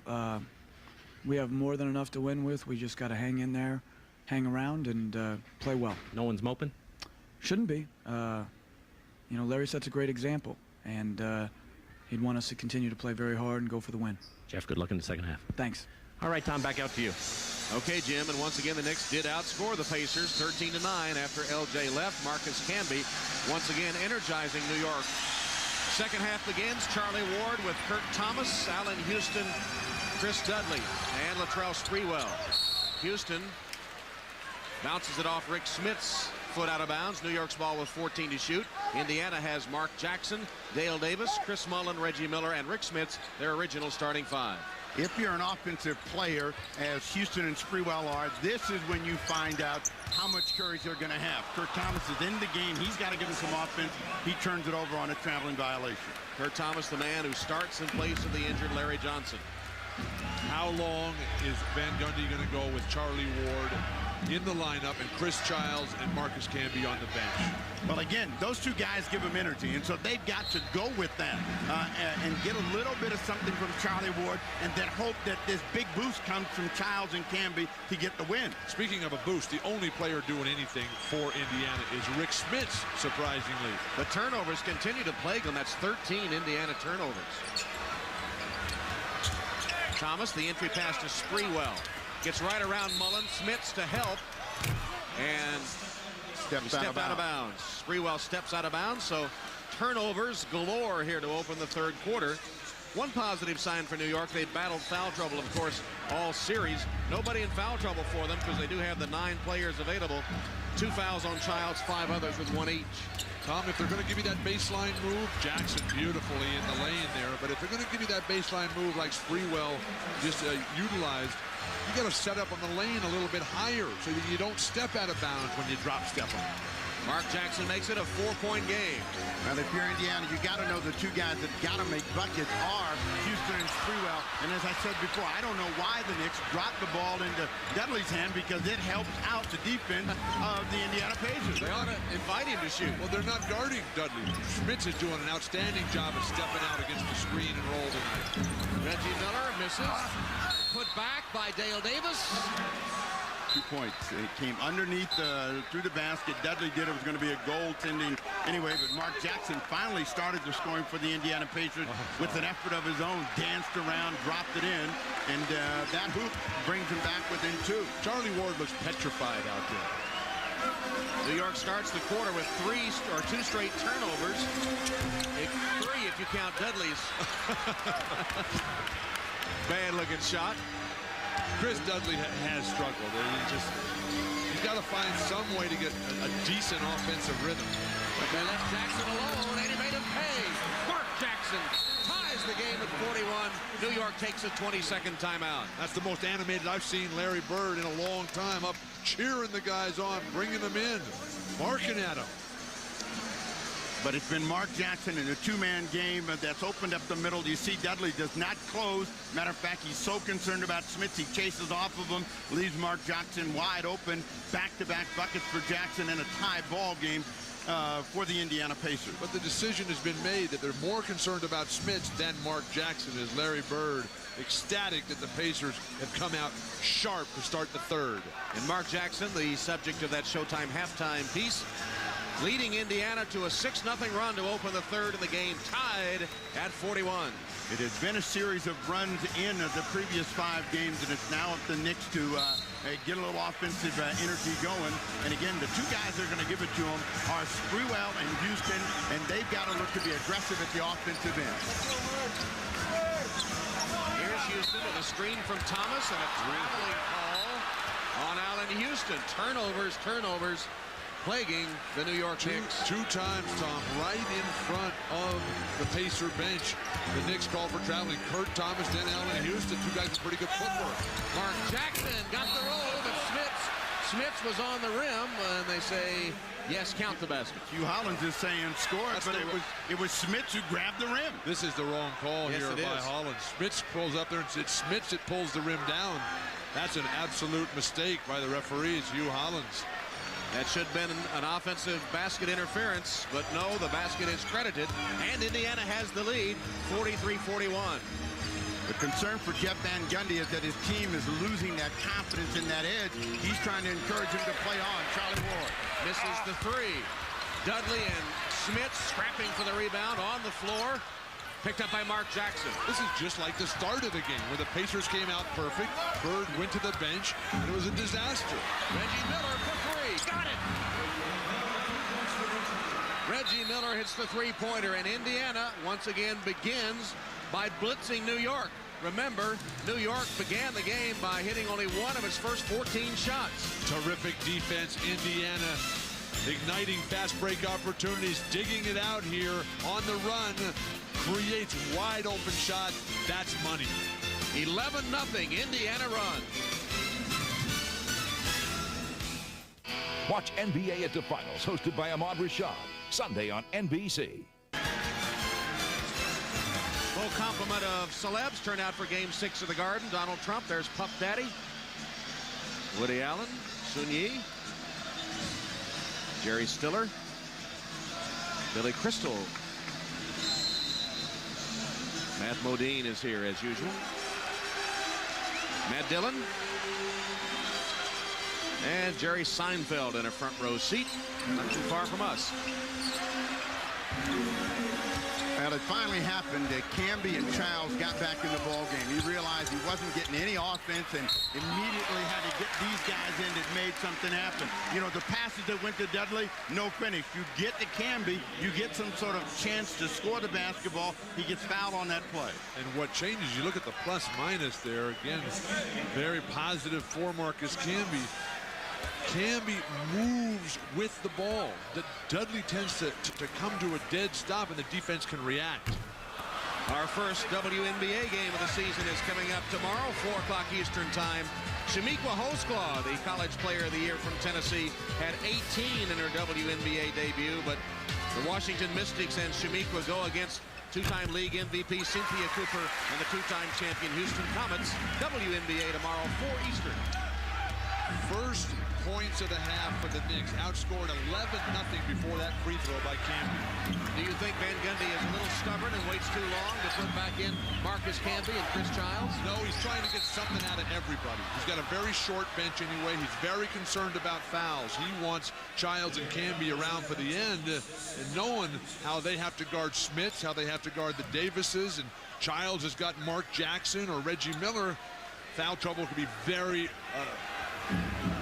big for the Knicks down the stretch. But I think Van Gundy, sensing the game getting away from him a little bit, went to them earlier than usual in his rotation. But he had no choice. You know, he's got to have scoring out there now to match with the Indiana Pacers to throw it at him. They're going to get an offensive foul. This time against a rooting Mark Jackson, just bumping, and he looks around questioning the call of Mike Matthews. You see him come in, and he's just rooting in with his rear end right here. This time, Childs is able to stand his ground, and he says, thank you. When are they going to call that on Shaq? Well, not this year. He's not playing. He got a bigger rear end, too. Thomas misses the shot. Indiana rebounds. That was the third foul on Mark Jackson. As a defender, you love it when a Mike Mathis steps out there and makes that call. One of the things that Childs does better than Charlie Wood is pressure Mark Jackson, make him pick the ball up. That's going to force Indiana and Miller to work against the clock. They trap him in the corner. Terrific escape pass by Reggie. And Smits hits the shot from the top of the key. Rick Smits now with 11 points. Rick Smits in his career has not been a great road playoff performer, as the Chicago Bulls. His best performances have been right here in this building. They need offense right now, and Allen Houston is going to start finding his way in this ball game. That's his first shot attempt here in the third quarter of play. He's the game's high scorer with 16. Steve, the crowd is so hungry. They desperately want to get up on top here. The Knicks have got to give them a chance. Offensive foul. Smits away from the ball on a step-out screen. The one thing about Smits is there's no thought about what's happening away from the ball. He just keeps moving. There's no way he cannot get called. There's no subtlety in his game. Stand still as a screener. Larry is not happy with any of the screens set by the Pacers. Stand still and let the offensive receiver use that screen. There's an offensive foul on a screen by Thomas, who steps on Reggie Miller and is going to be teed up, I believe. Yes, he will be, by Mike Mathis. Remember what Van Gundy told us about being aggressive and reckless, and Kurt Thomas has been reckless the entire time. That's not a good play, and he compound it worse. He steps right over him. He can avoid this, and he decides, well, I'll just step on you, Reggie, and end up getting the technical. Mark Jackson ran up to him and told him, hey, that's not professional, unnecessary. It was stupid. Thank you, John. Mental toughness, mental discipline. Kurt Thomas, you've got the chance of a lifetime. His life, if the Knicks win this game here, their life will never be the same again. And here they are. They had the lead. They've come out flat, and now they're cracking again. The fragility of this team's psyche. Oh, such a mystery. Well, remember, they got to get behind before they start playing good. Okay. You know, the last time they were 13-4 before they got a run going. Turnover right here. I'm about ready to buy into that, Steve. You keep selling me. Pressure defense pays off. Sprewell, Thomas, and they get the secondary break for the bucket. And they cut the lead to 3.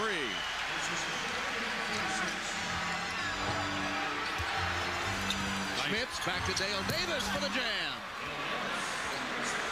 Nice ball movement. Davis gave it to Smits and kept going to the rim. And Dale Davis has 6 points. Now the Knicks, excuse me, but the Knicks know with their small lineup, the only chance to win is pressure on the ball movement. Childs has not been able to buy a bucket, misses that one. Why? Yeah, why does he shoot? They come up, they got a full shot clock. You got Houston and Spree, who you're trying to get off. Nobody under the boards, traveling on Smits. Smits protests the call. He said, my toe's broken. Give me a break. I like it when they call traveling, double dribble, 3 seconds, offensive fouls. I think that helps to clean up the game a lot. Now, as much as we've been talking about the New York Knicks and their ineptitude, they're only down 5 points. They're in this ball game, so they're hanging around. They've done what they've done so well, and all they need is an offensive hero, and it is got to be Allen Houston and Sprewell. Houston. Beautiful drive as Reggie Miller slams the ball out of the net after Allen Houston went right around him and beat Smits as well. And Childs is now up applying pressure. Larry Johnson is usually the guy that helps double team, but he can't play. A bumping foul in the backcourt by Childs. Now, Allen Houston is attacking the defense of Reggie Miller. Miller doesn't move his feet. That allows the seam to open up. And 2 for Houston. He's got 4 points in the quarter. Remember, Game 5, Houston's huge at the start of the third quarter. Really gave the Knicks momentum. Jackson kicks it back outside to Miller for 3. Rebounded by Camby. Here's Sprewell in a hurry. Kurt Thomas has got to play harder and smarter for the rest of the game. Chris Childs penetrates, gives it up to Camby and takes it back. Camby against Smits, baseline. And an illegal defense call against Indiana. Where did that come from? There was 8 guys on the move, dashing to the hoop here. Well, take a look up top, and you'll see Chris Mullin as he slides back. He just keeps stepping, and now he's going to go inside the line. He's not guarding anybody. It's an easy call to make. The guys drive into the hoop. There's a pass there, and you blow an illegal defense. What are you supposed to do? Stand out there and watch everybody else play?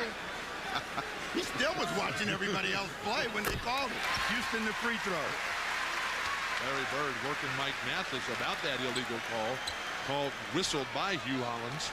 So the Knicks crawl within 2, and with the hoop here, they can either tie the game or go ahead. So, maybe a little adversity gives them a slap in the face, cold water, and they get energized. It's amazing. Well, that seems to be the formula for success for New York. Only when cornered do they seem to play their best.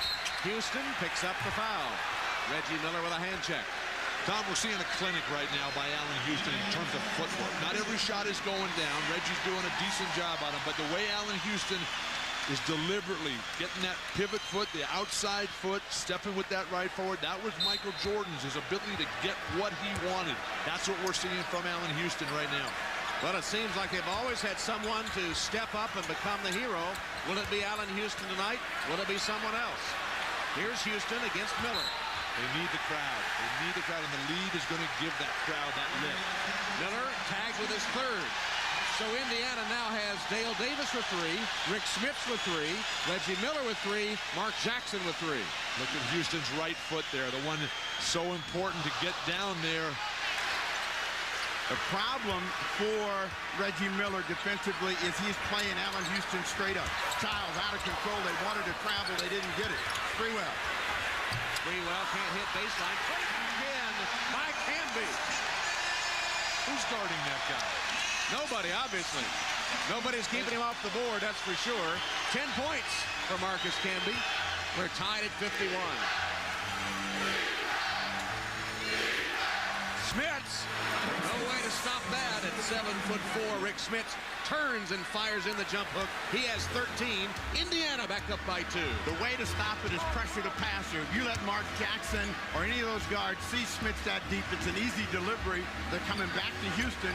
They're trying to keep him from getting his hands on the ball with Mark Jackson as a defender, and they get another foul. So they switch defenders, put Jackson on him instead of Miller, and Jackson picks up his 4th foul. So few of the Indiana Pacers are having any impact on this game. Foul here, Mark Jackson pushing, keeping him off balance. Tough call between a couple of veterans there. Where's Dale Davis? Where's Chris Mullin? One more puts the New York Knicks into the penalty, and Houston's looking to drive this ball. Smits comes to help, doesn't matter. Houston blows by Jackson and Smits. 21 for Allen Houston. Game tied at 53. Ewing up, leading the cheers. Whistles virtually every trip up and down the court. And Allen Houston is getting that great first step on Reggie Miller, and nobody's closing the middle. You can't drive from that far out without somebody on the other side seeing you, and he gets an easy 2. Allen Houston keeping the New York Knicks in it. 3:17 left in the 3rd. Tied at 53. So for the New York Knicks, as they need to find an offensive hero, they are riding the quick shooting of Allen Houston, and he's been slashing and attacking the defense of the Indiana Pacers. Mark Jackson and Reggie Miller makes no difference who's in front of him. He is the guy that has carried the New York Knicks back into this ball game. He's made 7, Bill. That's a different theory for you. with Allen Houston putting on an offensive clinic here, you're seeing a lifetime of work, of discipline, of practice and playing one-on-one. And now with Marcus Camby, who along with Chris Childs have played the exact minutes here, the plus 18 when they're in, the minus 18 when they're out, that's a 36-point swing. That is an incredible swing. Reggie Miller out of the ball game. Jalen Rose, Travis Best in the backcourt for Jackson and Miller. Front line stays the same. Mullen, Davis, and Smith. Best stripped by Childs. Best went down to get it back. Jump ball. And a jump ball is called. And the Pacers were saved a 24-second violation. They should have just left Travis Best wallowing around there in the key. But this is where the Pacers fell apart in the first half. This is where the Pacers fell apart in Game 5. Larry Bird continues to go deep to the bench as Reggie sits. But Larry is first to tell you that none of his guys can play the whole game. Best and Childs. Allen Houston has it for New York. Here's Sprewell. Camby shakes his head no, as Sprewell is thinking about the lob. Sprewell should have shot because Camby could have got the missed rebound. That was encouraging. Kurt Thomas. Easy rebound for Best. That is the shot that Thomas has to make in the absence of Larry Johnson. They're running that pick and roll with Smith. The guy in the corner is going to be open the rest of the evening. Smith. Rick Smith missed it. Offensive rebound, Dale Davis. Childs ties him up. Tom, we keep talking about the substitutions. And I believe you go with your biggest guys as Smith misses this jumper, resulting in the tie-up here. Talking to Coach Wooden today, he reminded me that his last game he ever coached, Antonio Davis in, Rick Smith out, the last game he ever coached, 5 guys played, 4 of them played the full 40 minutes, 1 sub came in and played 12 minutes, and that was it. They won the game, they beat Kentucky in the NCAA championship. Who? Kentucky Wildcats. To UCLA? To UCLA, absolutely. I don't know if I trust your memory. You went to Kentucky, right? Childs from 15 did a little Big L in honor of his fallen teammate Larry Johnson. They ought to quit thinking about the signs and start thinking about playing ball. This game is the championship right here. Jalen Rose answers for Indiana. They need Rose to get untracked. Childs is in this ball game along with Camby, and those are the guys that may have to play the rest of the time. So you're going to see Van Gundy maybe invoke some of that Wooden theory as they come back down in Houston. Well, Houston is a guy, Sprewell, Camby, they can all play the whole game. Chris Childs as well. I don't think Kurt Thomas is in good enough shape to do it. 8 on the shot clock. They got to get a shot away, Houston. Houston. He feels it. 23 for Houston. Pretty shot. Offensive foul. Pacers. Beating themselves, the Pacers are. Nobody steps out here to deny Chris Childs, who gets to the foul line, pulls up perfect shot. Please leave that alone. Even Van Gundy's rolling his eyes. They come back to Houston, and what the Indiana Pacers got to do is stop letting him shoot the ball. He misses that one, but the crowd is on their feet every time Houston touches the ball. Defensively, Indiana is not getting it. Make somebody else shoot the ball other than Allen Houston. Hesitation. Sprewell went for the steal, couldn't quite get it. 10 on the clock for Jalen Rose. Inside, Camby rejects Antonio Davis. The Pacers are beating themselves. 3 on the shot clock. Knicks need to play smart right here. Antonio Davis, never execute the shot that you just fake. The defense is reading it too perfectly. Camby changing the game. That wasn't his man. Rose had to get it up quickly, missed it. Davis had the rebound, still does. Lost it, put it up, and drew the foul. Dale Davis determined work under the Indiana basket. That's the good news. The bad news is he'll have to go to the free throw line. Well, now let's remember that Dale Davis is being guarded by Marcus Camby. Camby is a great shot blocker off the ball. Antonio Davis on that last possession had no idea where Camby was. As a result, he got it slapped back. The big men for the Pacers, they're not holding on to the ball tonight. Both Davises are dropping it. Smith is never even getting to it. Tomorrow, 2 p.m. Eastern on NBC, the seniors tee it up. Second round of the Bell South Senior Classic at Opryland. Jim Albus leads the elite field by a stroke after the first round of play. Bell South Senior Classic tomorrow, 2 p.m. Eastern, here on NBC. Tom, you just said it was a good idea to foul Dale Davis. That guy is an outstanding free throw shooter. He's worked religiously at becoming a quality producer from the line. Religion might be in order for him when he goes to the free throw line. Tied at 57. Sprewell gives the Knicks the lead. That's the first 30 seconds left. First shoot, but the second half for Sprewell, and Houston needs some help. So Sprewell is going to have to step up to this dance and deliver. The Knicks have players, Houston and Spree, who can deliver off their own dribble. Where is that for Indiana?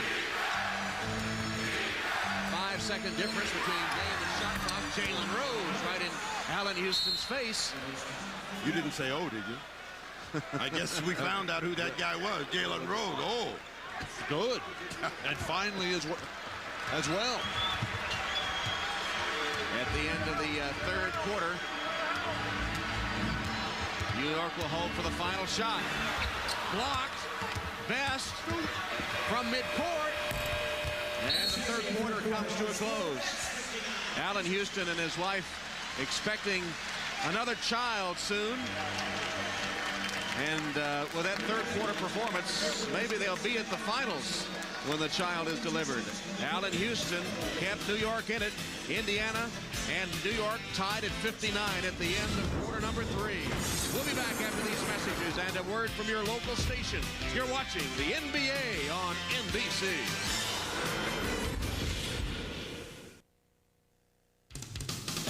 This copyrighted telecast of the National Basketball Association is intended solely for the entertainment of our audience. And any retransmission, reproduction, rebroadcast, or other dissemination or use of this telecast, or of the pictures, descriptions, or accounts of this game, without the express written consent of the National Basketball Association, is prohibited.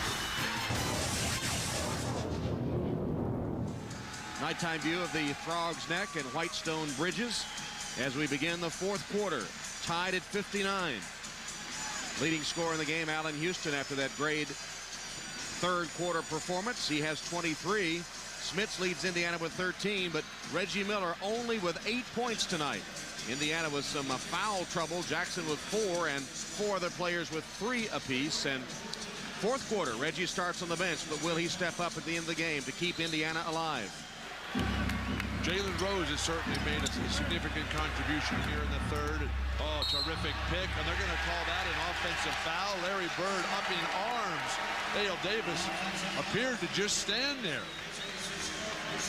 You know, Dale Davis is a physical word. You see that arm come out? He was just tensing himself. He didn't move. He was just getting ready to absorb the collision that Chris Childs caused. Well, he's really tense now because he has 4 fouls. Derek McKee back in for Indiana to start this fourth quarter. Childs for 3.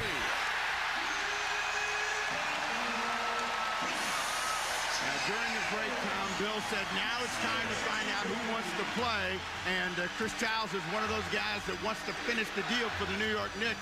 5 quick points for him, and three of them came on that last three-pointer. Sprewell gamble.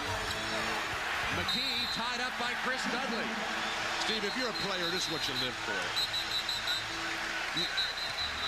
The penetration, something that has killed the Pacers all series.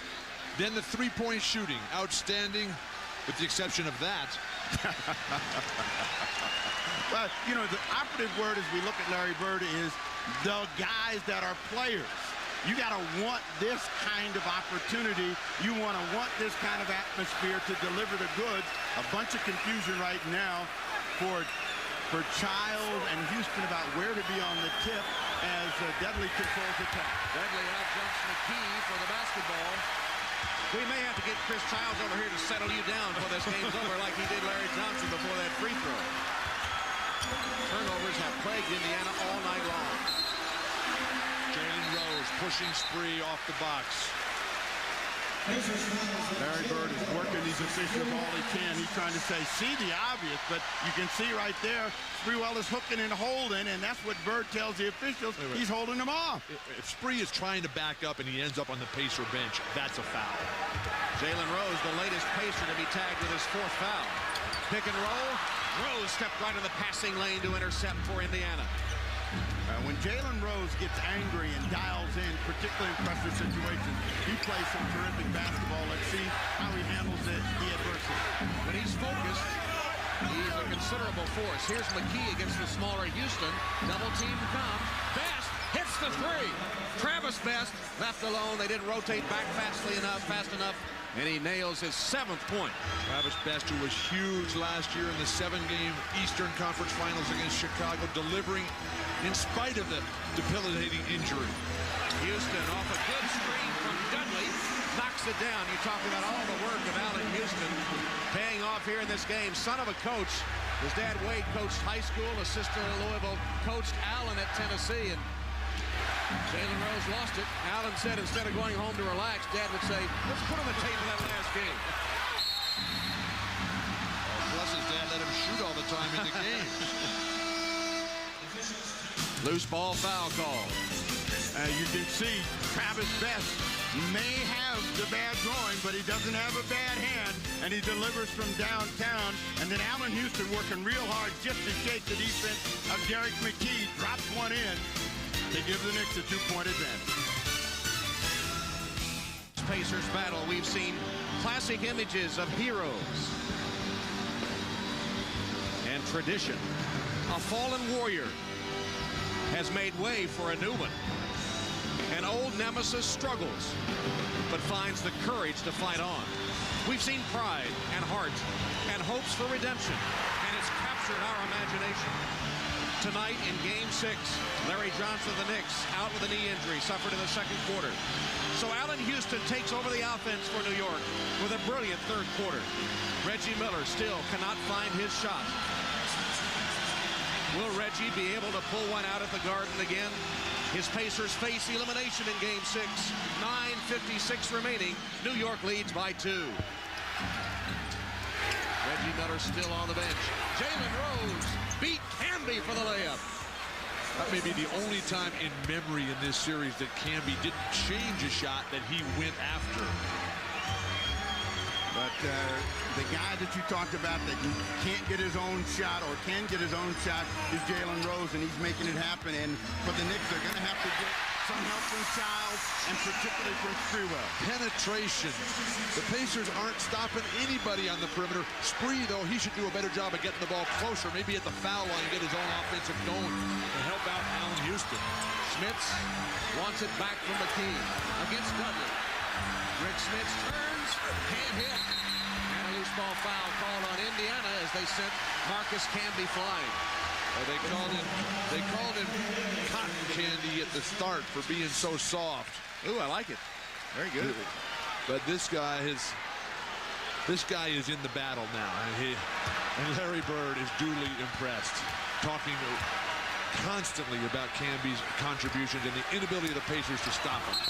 Jalen Rose stripped it away from Sprewell, off Spree and out of bounds. Nice defensive play by Rose. Sprewell is better when he faces the basket, and particularly against Jalen Rose. He's had a tough time in this series trying to out-jump him very quickly and turns it over. Travis Best against Childs. Jalen Rose comes to get it.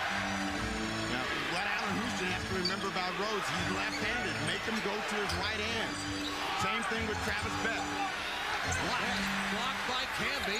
Smith whips it to Antonio Davis, and a shot clock violation by Indiana. Good defensive help by New York. Unbelievable defense, Tom. Mark Jackson seeing it slip away a little bit here in his hometown where he used to play. Camby again changing the game. And then the strip down, Reggie Miller dying to get back in there. How long is Bird going to wait? Well, it's only a 2-point deficit for the Pacers, and trying to buy those guys some much-needed rest, and the Knicks have got to build a bigger lead than 2 as they look to Allen Houston against the defense of Derek McKee. Indiana's turned the ball over 22 times. Camby, not much outside shot. Derek McKee rushes it away for the Pacers. Childs is the guy with the hot perimeter hand. That's the one you want to drive the ball at his man, initiate the double team, and spot up Childs. Jalen Rose, open shot. Jalen Rose stepping to the forefront for the Indiana Pacers. He now is in double figures. Jalen Rose is an incredible guy. under pressure, and particularly when he gets angry. Once he got that bad call against him, he really got active at the offensive end, ties the ball game up. And you can see it in Jalen's face right now, just so focused. Allen Houston gives it back to Canby. Bad pass. Here's Rose for Indiana. Bad idea because you're throwing the ball to Dudley in traffic. Canby again. Canby makes up for it by deflecting that pass. Childs, he throws it badly. Here comes Jalen Rose. He's 1-on-3, and he'll hold it up. Pull it out and reset.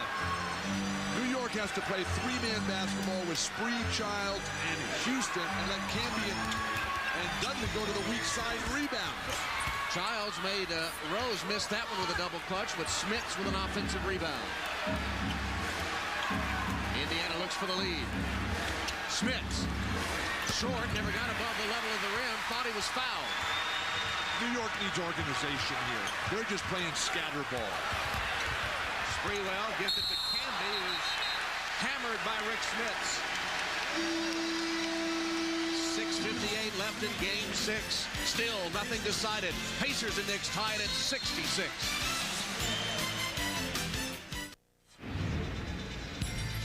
Reggie Miller has tormented the Knicks in the playoffs. In '94 here at the Garden, he scored 25 of his 39 points in the fourth quarter to lead Indiana to a dramatic come-from-behind victory.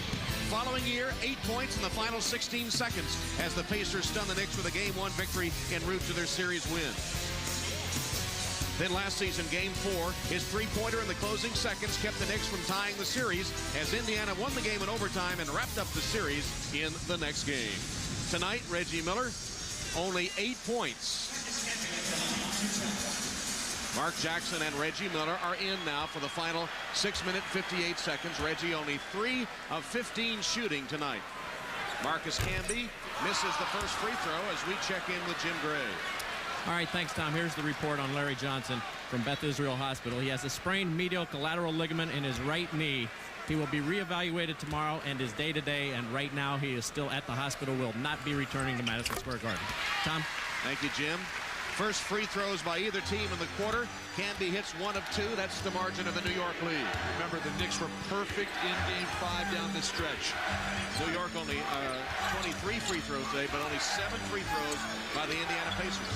Game 5, New York 13 for 16 in the fourth quarter. Canby's got to put those down. They are against the shot clock and throwing the ball over the perimeter. Mark Jackson misses the 3. Sprewell has it. Van Gundy always telling us that when Spree rebounds and Allen Houston, that's the Knicks at their best. That's the Knicks at their worst. Why would you try to throw the ball to Chris Dudley? Well, he wasn't. He was throwing it toward Marcus Camby, and Dudley got in the way. And, of course, you know, the game is scoring, and Dudley's going to try to get him to turnover Smith. And Smith is teed up by Hugh Hollins. Rick Smits better watch out. He's on the verge of getting a second tee from Hugh Hollins. That's the problem with playing close games on the road like this. A traveling violation. He left both feet before he put the ball down. That's the right call. Very tight, but yes, the right call. Now you know why I come to you for all questions about officials, and then you say, well, you didn't have a meeting with them. If they called that on Shaq, Ewing, and Barkley, we may never have heard of those 3 players.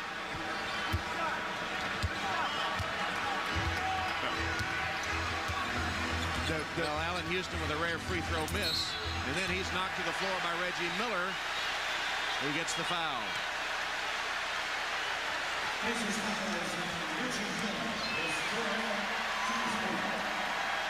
Foul situation. The next one sends the New York Knicks to the penalty. They only have 1 team foul against them. They can be very aggressive. When Camby is effective, it's because he's down in the slot, and they haven't been able to find him. Sprewell. Latrell Sprewell, baseline floater, puts the Knicks up 3. But Steve, the Knicks are killing Camby's efforts themselves. He's best on the weak side. They're playing him on the strong side. The strong side should be Houston, Sprewell, and Childs, and then Dudley and Canby on that weak side. Chris Dudley will be called for a hold on Rick Smits. Sprewell, you know, he's best when he can just make up plays, and this is a made-up play by Sprewell, just going on his own, and double clutches to get that one to Danton, and Van Gundy said, it is about time, Spree, you showed up. Hey, that was the famed two-man game that Tom was talking about the other night. Yeah, there's no two-man when you're with Terrell. Now, if he's able to make up plays, that mean he'd be a good coach? No.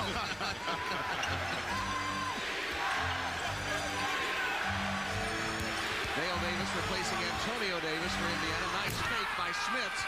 Dudley bought it, and Smits slammed down his 15th point. There was some anger in that one because Smits is mad about the calls and a big effort by him to bring the ball game back to a one-point game. And Smits plays extremely well when he gets mad. In fact, they wish he'd get mad a lot more often.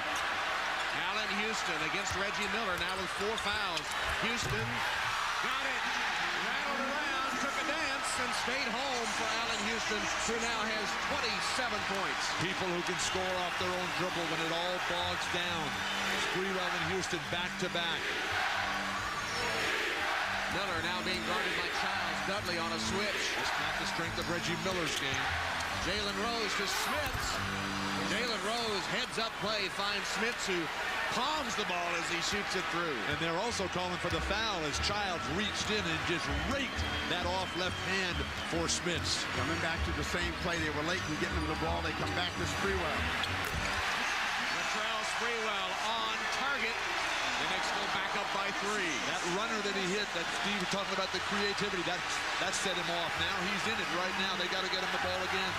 And the defensive assignment is Childs against Miller, Houston against Jackson. Camby comes out on the ball, and they get an offensive foul. Reggie Miller with a push-off. Dick Bavetta said that's 5 on Reggie Miller. Very tough call. Everybody just backing off. Just let that go. Camby does a terrific job of stepping out here, and he's already backing off. There's no contact. What's that elbow? Reggie was trying to get his arm back from Camby holding him. So 5 fouls on Reggie Miller. Let's see if they go after him.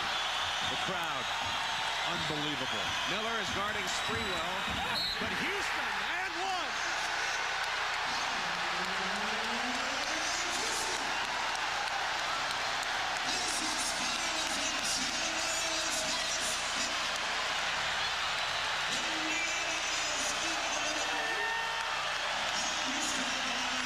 No defensive rotation whatsoever for Larry Bird's Pacers.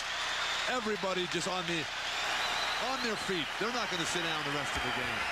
3-point play by Allen Houston. He said this team plays best when it's a cornered animal. They saw Larry Johnson, their leading series scorer, go out with an injury in the second quarter. And since then, Allen Houston has hit 10 of 11 and taken over the game. Rose for 3. Jalen Rose keeping Indiana in it. 3-pointer by Jalen cuts the lead in half. And there is another guy, you know, when the odds are against him, it's very dangerous. And Jalen Rose is stepping up in this one, 7 here in the quarter. But who can play the individual defense to stop the penetration of New York? They're coming right back to Houston, and why not? Well, he's got to keep driving. The ball comes over the top. Oh, Allen Houston, unstoppable the last 2 quarters, 32 in the game. Players live for this moment. You just feel so golden. Everything is coming back. The opposition playing in slow motion. Rick Smits fall away and 1.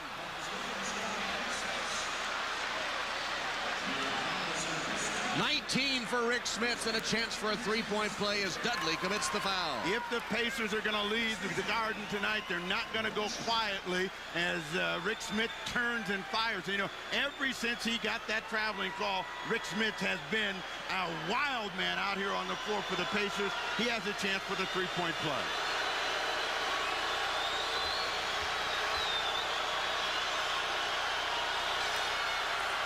Got the free throw. 78-76 New York, just over 3 minutes left in Game 6. A New York win sends them to the finals, the first 8th seed to ever make it that far. A Pacers win forces a Game 7 on Sunday. Childs, puts it down. Dale Davis just standing there, rooted to the floor, watching the ball, watching other players play the game. Away from the ball, an offensive foul, Rick Smits.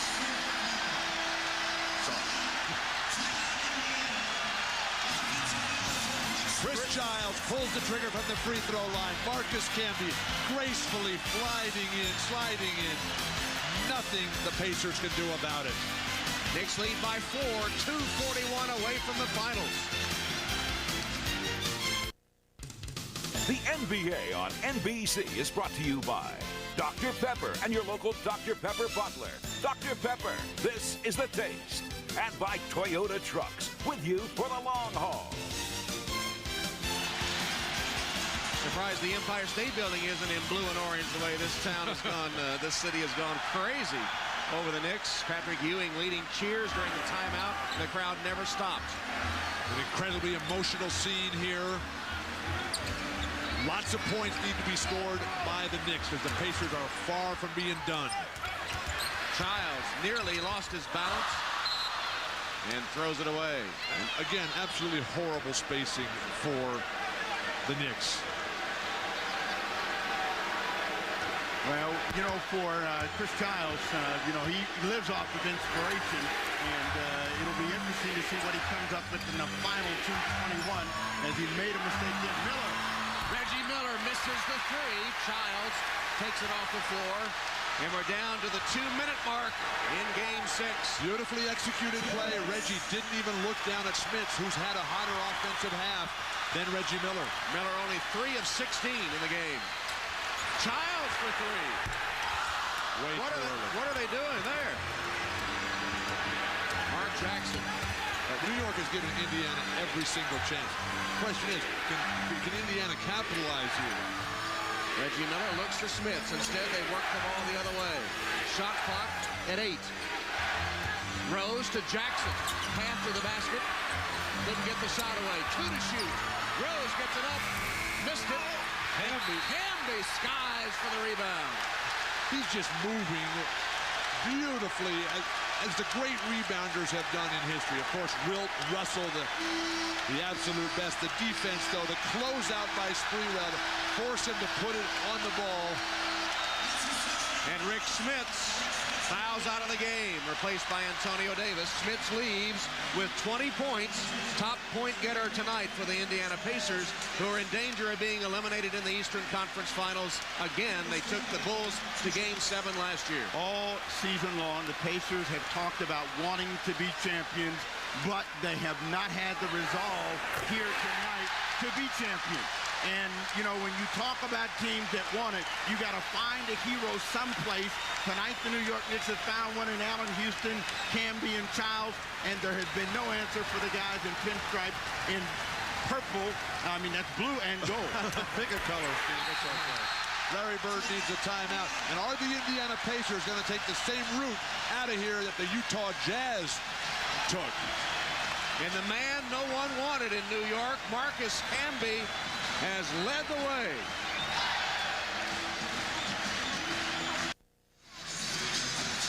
Knicks leading Indiana by 6 at the 1:22 mark. When the Knicks last won the NBA title in 1973, they boasted one of the great teams in NBA history. Twice in 4 years, this cerebral veteran team would raise championship banners. It was over 2 decades before the franchise saw the NBA Finals again. And in it, the Knicks were 1 victory away from another title. But their dreams would end in a nightmare in Houston. And the wait for New York would continue to this day. There's Patrick Ewing, the only member of the Knicks that was on that team. And he, of course, out of action now with an injury. San Antonio awaits the winner in the NBA Finals, and the Knicks a minute 22 away from making that date for the Spurs. The Knicks, like Game 5, have been perfect down the stretch. Reggie tried to bring it right back early, but Camby is there again. Do they foul right away if you're Indiana?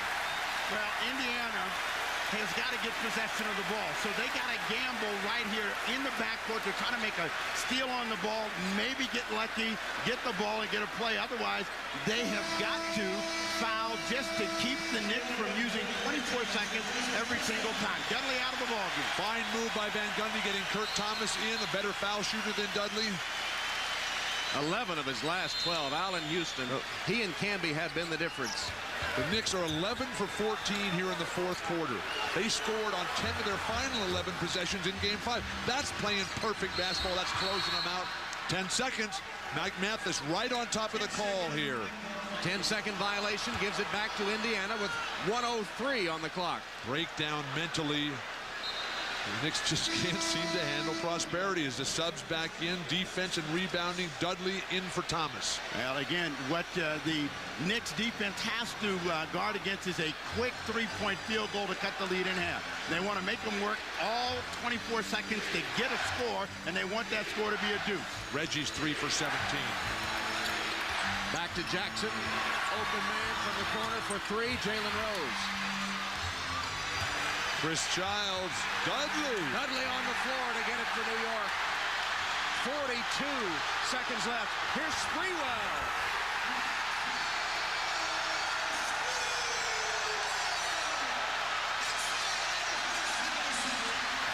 Jackson with a 3 for Indiana.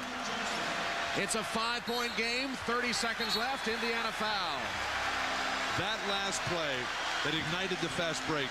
Chris Dudley ran from 25 feet away and dove as Larry Bird looks on in just abject disappointment. That led to this fabulous drive. Sprewell just crossing over. No one on this team for the Indiana is stopping Latrell Sprewell on the way to the hoop. Indiana motivated by that. As you see Sprewell react to throwing it down. And now he'll come to the free throw line. But Indiana motivated by that 7th game loss to the Bulls last season. Really the only team that stayed together during the lockout, working out constantly. They were the favorites from the outset to step in and replace the Bulls with Michael Jordan retiring. They struggled sometimes during the regular season, especially to close out close games. But in the playoffs, they seem to come alive. Now New York, the improbable New York Knicks, who have battled all sorts of adversity all season long, on the verge of eliminating the Pacers again. And Sprewell, who went from a year ago from the villain, from the most vilified player maybe in the history of the NBA, to now on the verge of taking his team to the finals and maybe being the MVP, if it's not Marcus Camby.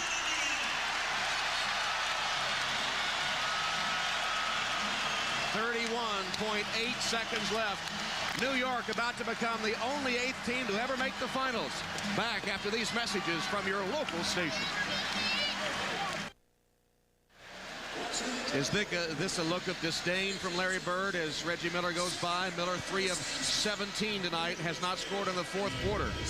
The Pacers and Miller have seen their championship hopes end in the Eastern Conference Finals before. 1994 Knicks and Patrick Ewing edged them in Game 7 here at the Garden. The following season, Indiana went to 7 games again, only to lose to a then up-and-coming Orlando Magic team. Then last season, like so many others, they fell to Michael Jordan in what would be the final title run of the Chicago Bulls dynasty, yet again in 7 games. Now you got 2 incredible legends, Reggie Miller, Karl Malone, both this year, thinking they had their chance. So far denied. Jalen Rose. If he gets you see if he gets the continuation. Pavetta says yes, absolutely. Yes, basket counts. Jalen Rose with a chance for a 3-point play. What they do is guard nobody. They let him go down the lane. And in this situation, you want the opposition to use the entire 24 seconds. It was 31.1 seconds to go, and they only used 3 seconds to get the score, so they're still in the ball game. And Van Gundy, you know, he doesn't have much hair. He could lose it all before the night is over. He's on his knees over there right now, Van Gundy. So they've got a 5-point advantage. Rose looking to make it a 4-point game. Indiana, after the free throw, is going to gamble, and they're going to try to steal the ball, stop the clock. We got Perkins in right now. Childs gets it to Sprewell. That's a great move by Child. Terrific decision making. Sprewell's the guy. He's been iced at the line. The only one he missed at the end of the game last Game 5 was when he was calling the crowd out when they were chanting his name over in Market Square. But remember, the Indiana Pacers still are full of quick-second heroics, and every time the Knicks have looked like they've got this thing won, suddenly they cut the lead in half. Reggie's been here before. So Tom and I did the game when he had 8 points in 16 seconds, so he's just waiting, I guess. And 4 points is not safe anymore, as we've seen from Larry Johnson. But here's Latrell Sprewell. The big question for the Knicks, or one of them anyway, that they had to answer this season. Should Latrell Sprewell and Allen Houston play together? Well, tonight, the answer is an emphatic yes. Sprewell with 19 points, Houston 32 points. They've combined for 51 of New York's 87. In Latrell Sprewell, they have a guy who can get to the free throw line and make it. And that is a huge edge in any era of the NBA basketball. 6-point lead with 25.9 seconds left. And Indiana about to face disappointment again. But what about the improbable New York Knicks? Remember, during the lockout, Patrick Ewing was one of the leaders of the union and wasn't thinking much about basketball, was not in shape. Then the Camby deal was questioned. The fans and many of the people around the league thought it was a mistake to trade Charles Oakley for Marcus Camby. And his coach, Jeff Van Gundy, didn't believe in him, didn't play him much, said he was too soft, didn't work hard enough, and maybe was out of shape. Then Latrell Sprewell comes over with all the baggage he had. And then controversy about whether he should start or not, and he's saying he wanted to start. Ernie Grunfeld demoted as the general manager of the team. The team at one time was 21-21, dealing with the Grunfeld firing. And of course, Van Gundy's job still at this moment in question. They had an unbelievable comeback down at Miami. I believe without Patrick Ewing, they were down 20. They came back to win. Next night went on the road, won again at Charlotte. Jeff Van Gundy says that's what turned them around. They still struggled, had to make the playoffs on the last day, as I recall. But then in the playoffs, it's been something else. This was the Miami comeback game, which proved to be now the turnaround point for this New York team. Late April, Knicks pulled off this huge comeback against the Heat, trailed by 20 in the third quarter. Larry Johnson, Marcus Camby, they came roaring back in the fourth. They won it by 2. Camby and Johnson each with 9 points in the fourth. Knicks scored on 11 of their last 13 to come away with a win. Then they had that other win in Charlotte we mentioned, and that seemed to be the turnaround point for this team. And then in the playoffs, Allen Houston bounces one twice, the rim, the backboard, and through to beat Miami on the road in Game 5. They waltzed through the Hawks. Then it took a Larry Johnson miracle 4-point play here at the Garden. Now we've come to this. It's the most improbable story ever in the NBA. Tom, you covered it all, and you left out Larry Johnson's injury tonight. And now they overcome the Larry Johnson injury in the second quarter. It is just astounding. It is still a long way from over. Mullen comes in the ball game along with Jackson, Rose, Perkins, and Miller. They're looking for 3. Miller got 3, but they don't get him the ball. Got it now. Miller for 3. Childs the rebound. They have to foul immediately. The Knicks have been terrific at the free throw line. You know, as courageous as Reggie Miller has been and as many big shots as he has made through his career, and here in the Garden, eventually it had to turn against him. He is 3 of 18 tonight, and there is no magic in that right arm today. And it's heartbreaking for him and all Pacer fans. And Chris Childs has been a terrific free thrower through the regular season, falling off a little bit in the playoffs, but they just want one from him now. Where does this leave Larry Bird, though, as Mark Jackson sits and watches the crowd chanting Larry Bird? So much pressure. Said at the start of this series that this was a series that the franchise had to win. Right now, though, Larry, there'll be a lot of stories, there'll be a lot of rumors about him walking away. Larry Bird is not a quitter. Larry Bird is going to come back. He'll fight this thing through. He just needs the luxury of having that one truly special player that the Pacers seem to be lacking at this point. Big free throw disparity in the game. New York has hit 27 of 33. Indiana's attempted only 9 free throws in the game, hitting all 9 of them. Sprewell blocking shots. The Pacers have given up.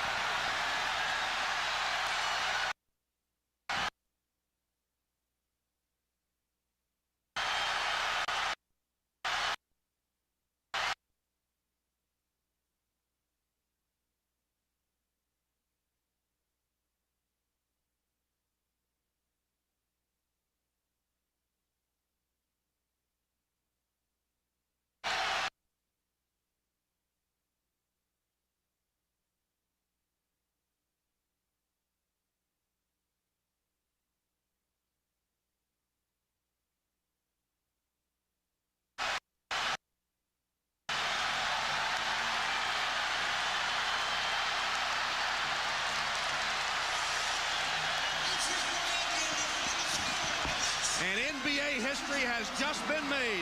The New York Knicks are the first 8th seed to ever make the NBA Finals. Jeff Van Gundy's wife in tears.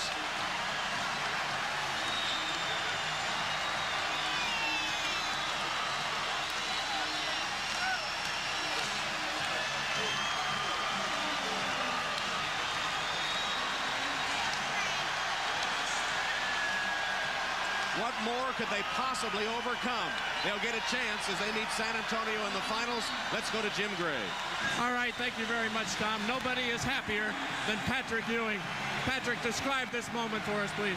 Oh, this feels very good. You know, we're going back to the big show, going back to the big dance. I'm very proud of my teammates. I thought they played fabulous. Larry got hurt, but the guys, they came out and did it for us.